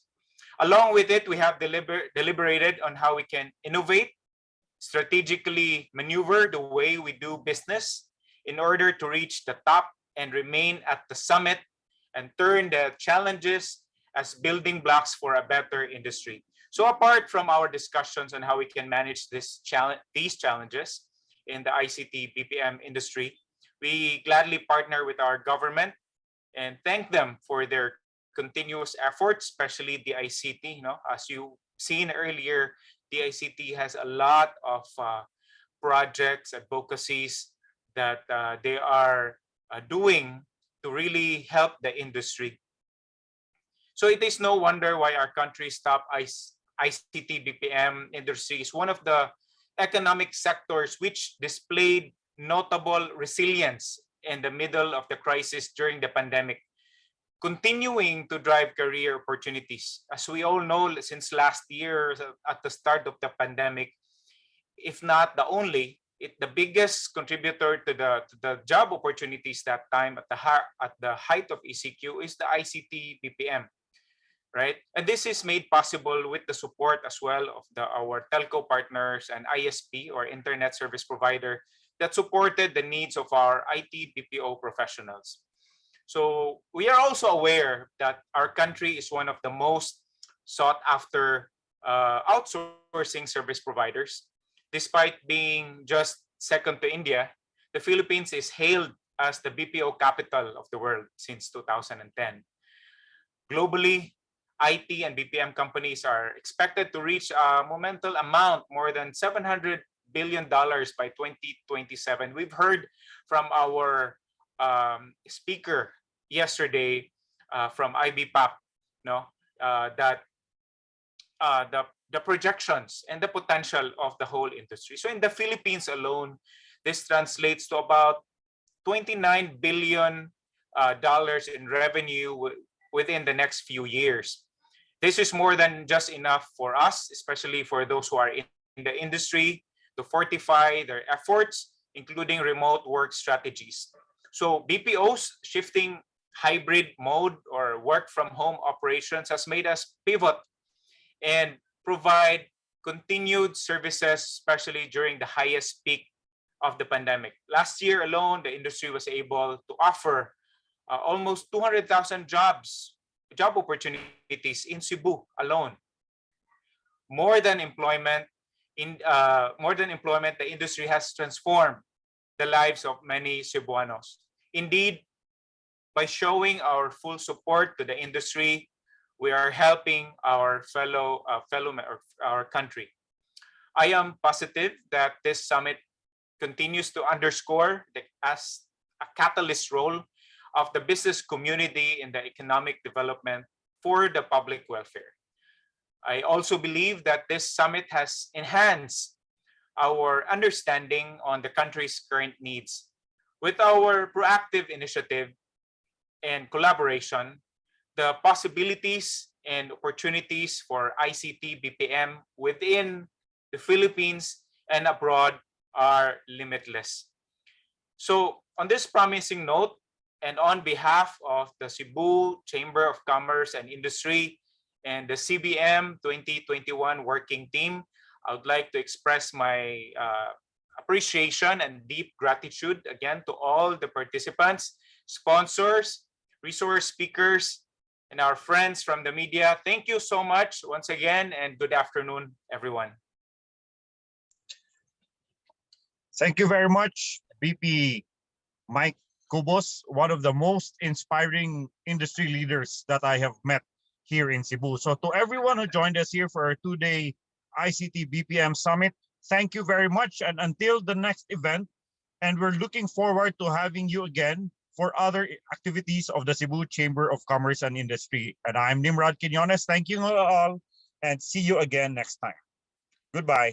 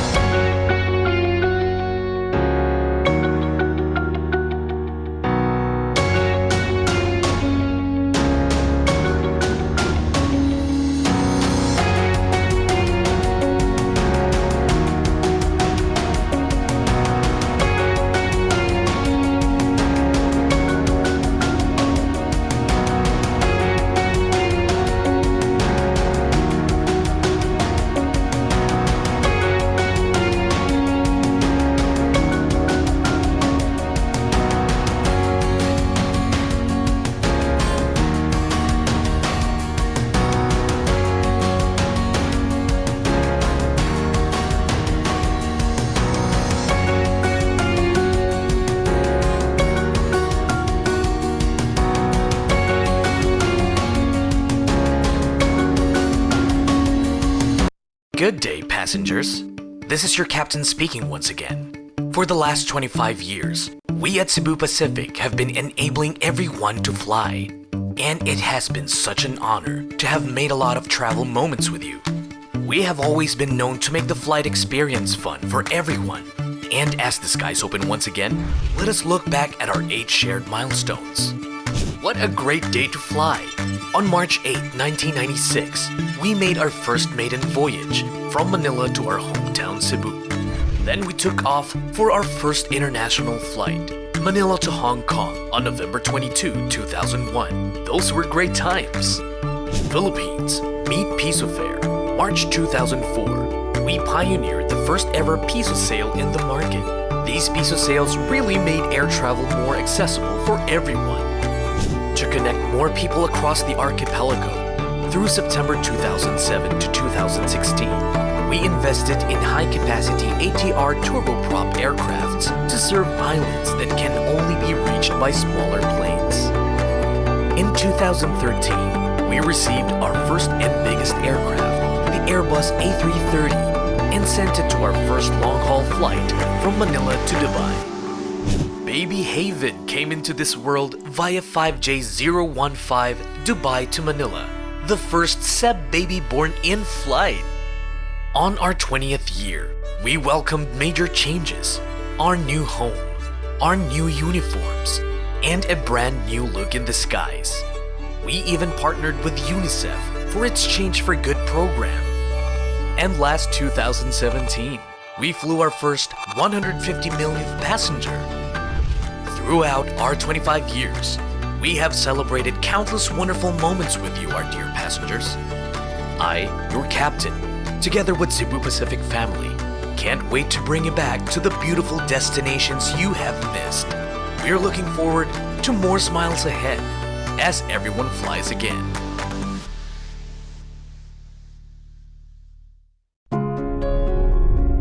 The lines that connect us have never been this important. From the simple things that give us joy and hope to the ones we have to accomplish. There is a need to be connected to the things we do and to the people around us. The lack of a future-ready connection is what created us. From a startup in Central Luzon to what we are now, our purpose remains the same: to make everyone's online experience better. From businesses to public institutions to your homes and the entire country, we believe that digitalizing the Philippines empowers the people. We work hard to power micro, small, medium, and large-scale businesses to allow them to maximize their productivity with the latest broadband technology that fits their needs, to better connect them to their audiences and customers. Because we know the value of what education brings to every Filipino. Together with the Department of Education and local governments, we are connecting schools to teachers and teachers to all their students, providing reliable and fast internet. This helps build the future of the youth and the nation. Converge is empowering every Filipino household as the home becomes the school, the workplace, and the marketplace in one. With its pure fiber connection, Converge offers speed, stability, and reliability to meet the evolving needs of its residential customers, providing the best experience for their work from home, online classes, news and information needs, to seamless entertainment consumption, such as social media, movie streaming, music, sports, and gaming. Our customers' experience is at the forefront of our success. Going beyond their connectivity, we lead the way in product innovation, customer response, digital infrastructure, and network improvements. Because more than the connection, we empower. We empower you, businesses that fill your needs and the country's. We are focused in providing all our customers the best of what the internet has to offer, with true high-speed, pure end-to-end fiber connectivity. And we are making it available to every Filipino. Breaking into an already established industry, It is the passion of our people to bring fresh innovations to Filipinos that sets us apart.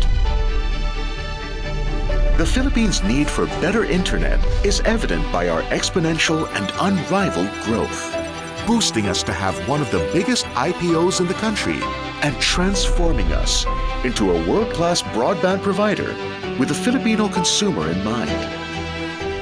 With our unparalleled growth, we set our sights on interconnecting the entire country, now linking Visayas and Mindanao to our domestic fiber backbone. To connect the unserved and underserved areas in the country, this lives in the fiber of how Converge came to be. Knowing how essential connectivity is today and in the future, we're not just making stable connections available to more Filipinos. We are giving them the lifeline they need and deserve. Now, the way we connect has never been this powerful. With everything we do in our lives, the world is becoming more and more connected. Converge provides more than just fiber internet. We give the lifeline for a future-ready nation.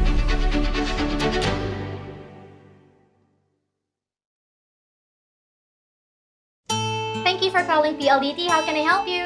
Good morning, sir. They will call Uy, you with kumusta? Habasip.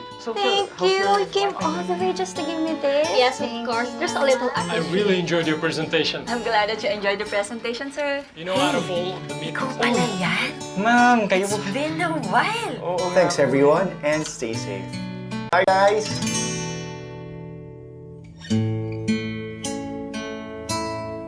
Ikaw at ako, pinagtagpo,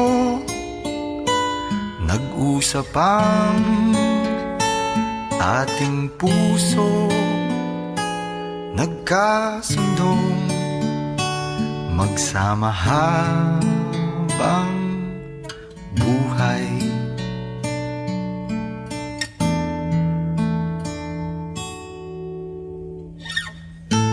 Ikaw at ako, together, we have transformed homes into sanctuaries, working and learning spaces. Ikaw at ako, making lives better through education. Ikaw at ako, hawak kamay, ipagpatuloy natin ang pagsilbi sa ating mga kababayan. Sana'y di magmaliw ang pagtingin, kay daling sabihin, kay hirap gawin sa mundong walang katiyakan. Sabay nating gawin kahapon ng bukas.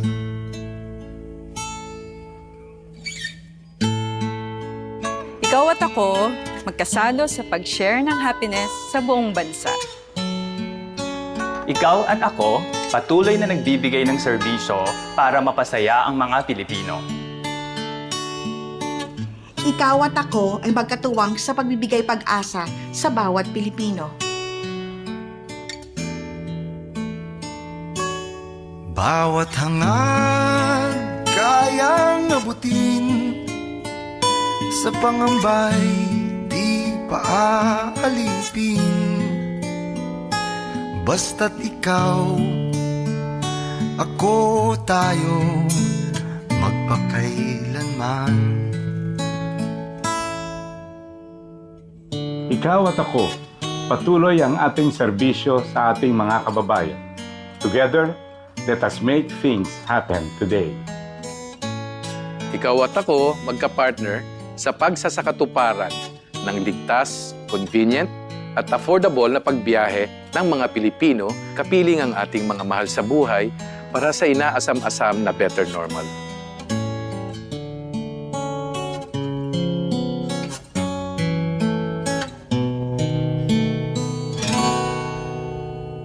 Ngayon at kailanman, ikaw at ako.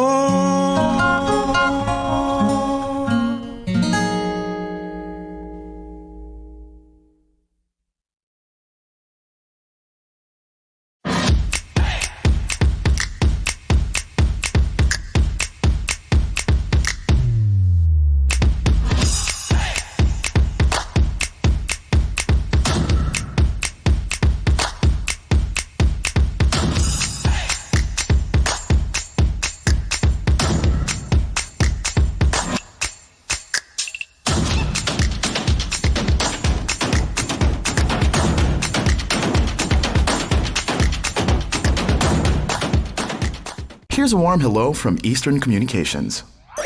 We're here to present a refreshing point of view that when it comes to delivering business communication solutions, it's time to bring back the human connection. As we do all we can to offer technology that is always solid and reliable, we never lose sight of our brand of personalized customer service. It's a connection that is both high-tech and high-touch. That's our strong connection. We are Eastern Communications.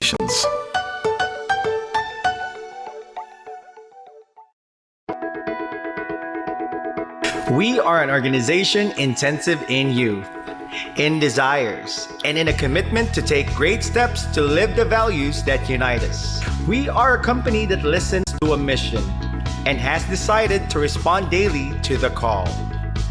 We are 𝗜𝗚𝗃, establishing a welcoming and respectful workplace that affirms the dignity of each person, fostering the spirituality and unique contributions of each individual through our Mission at Work programs. Communication at Work promotes an open communication based on respect, mutual trust, and the understanding of the mission, values, and plans of 𝗜𝗚𝗃. Learn at Work. Support employees through career development classes. Care at Work. Support an environment where the person trusts and support each other in a caring second family manner. But making people's lives better goes beyond employees.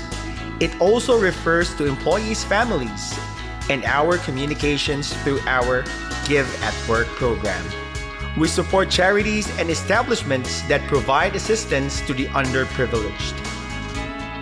And Fun at Work, to keep our employees engaged through fun activities.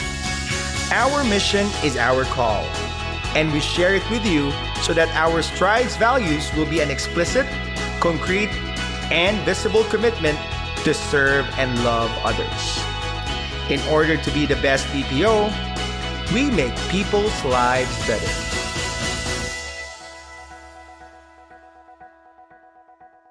At Vivant, we embrace change because we know that to succeed, we need to be a strong partner. A partner who takes the time to listen and provide solutions that benefit everyone. Vivant's growth throughout the energy sector is a testament to our strategic relationship and our ability to adapt to a changing world.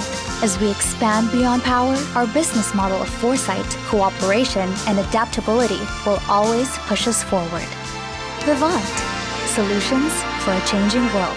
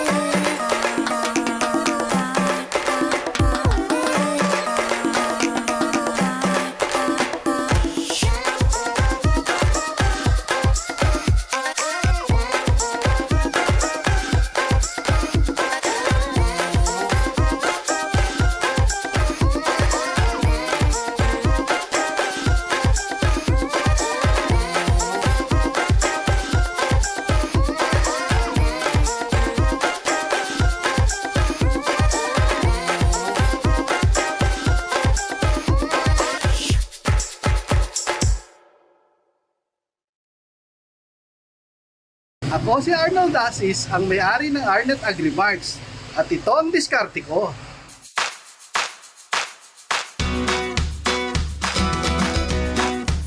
One-stop shop kami for all gardening and farming needs. Nagbebenta kami ng pots, fertilizers, seeds, and greenhouse materials.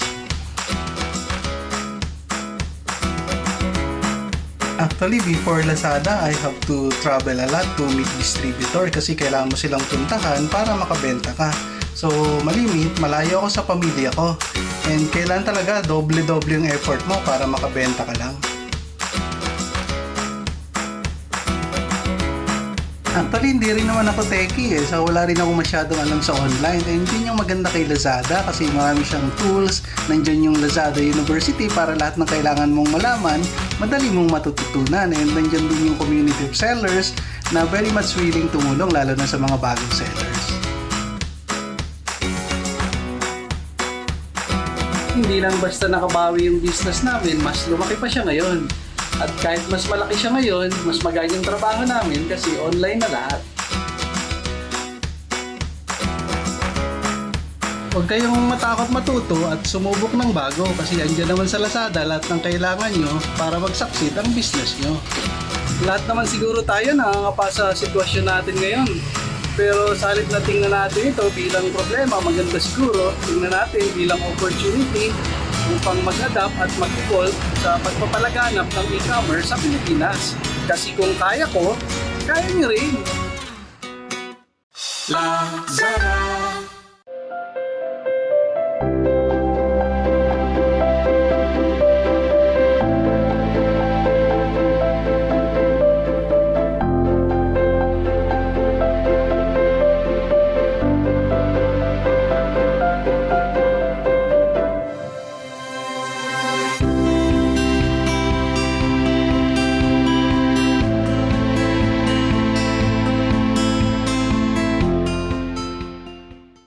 They don't want. If we get everyone else vaccinated, 70% yung tinatawag na herd immunity, maprotektahan yung 30% na hindi magpabakuna. Oo.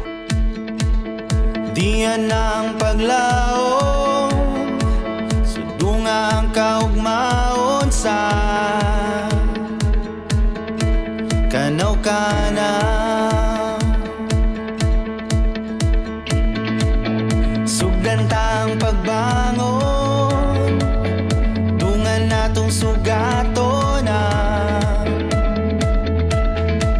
bagong adlaw. Karon ang panahon, busa magpabakuna ta, kini ang pagpanggata sa usab-usab. Padayon, usa ka komunidad kontra sa COVID pabakuna. Di na nato dugayon, di na panumbalingon na kabalaka. Dungan natong pandayon ang nangagunom ng mga damputa. Mabalik pa ang tanan kung magkaiyos sa pusa, magpabakuna ta, hindi ang pagpanggata sa usab-usab. Padayon, usa ka komunidad kontra sa COVID pabakuna. Karon ay layo na. Invite na po ang mga tao nga magpabaksin sila. I encourage everyone to get vaccinated. Invite mo tanan nga to take the opportunity to have a vaccine. Ma-free ta tanan sa worries or sa anxiety na to sa about this pandemic which is the COVID-19. The best vaccine is the one that is available. Diyan ang paglaom, sudunga ang kaugmaon ta, higala busa magbabakuna ta. Now that we have the vaccines here, please do avail of the vaccine to end this pandemic.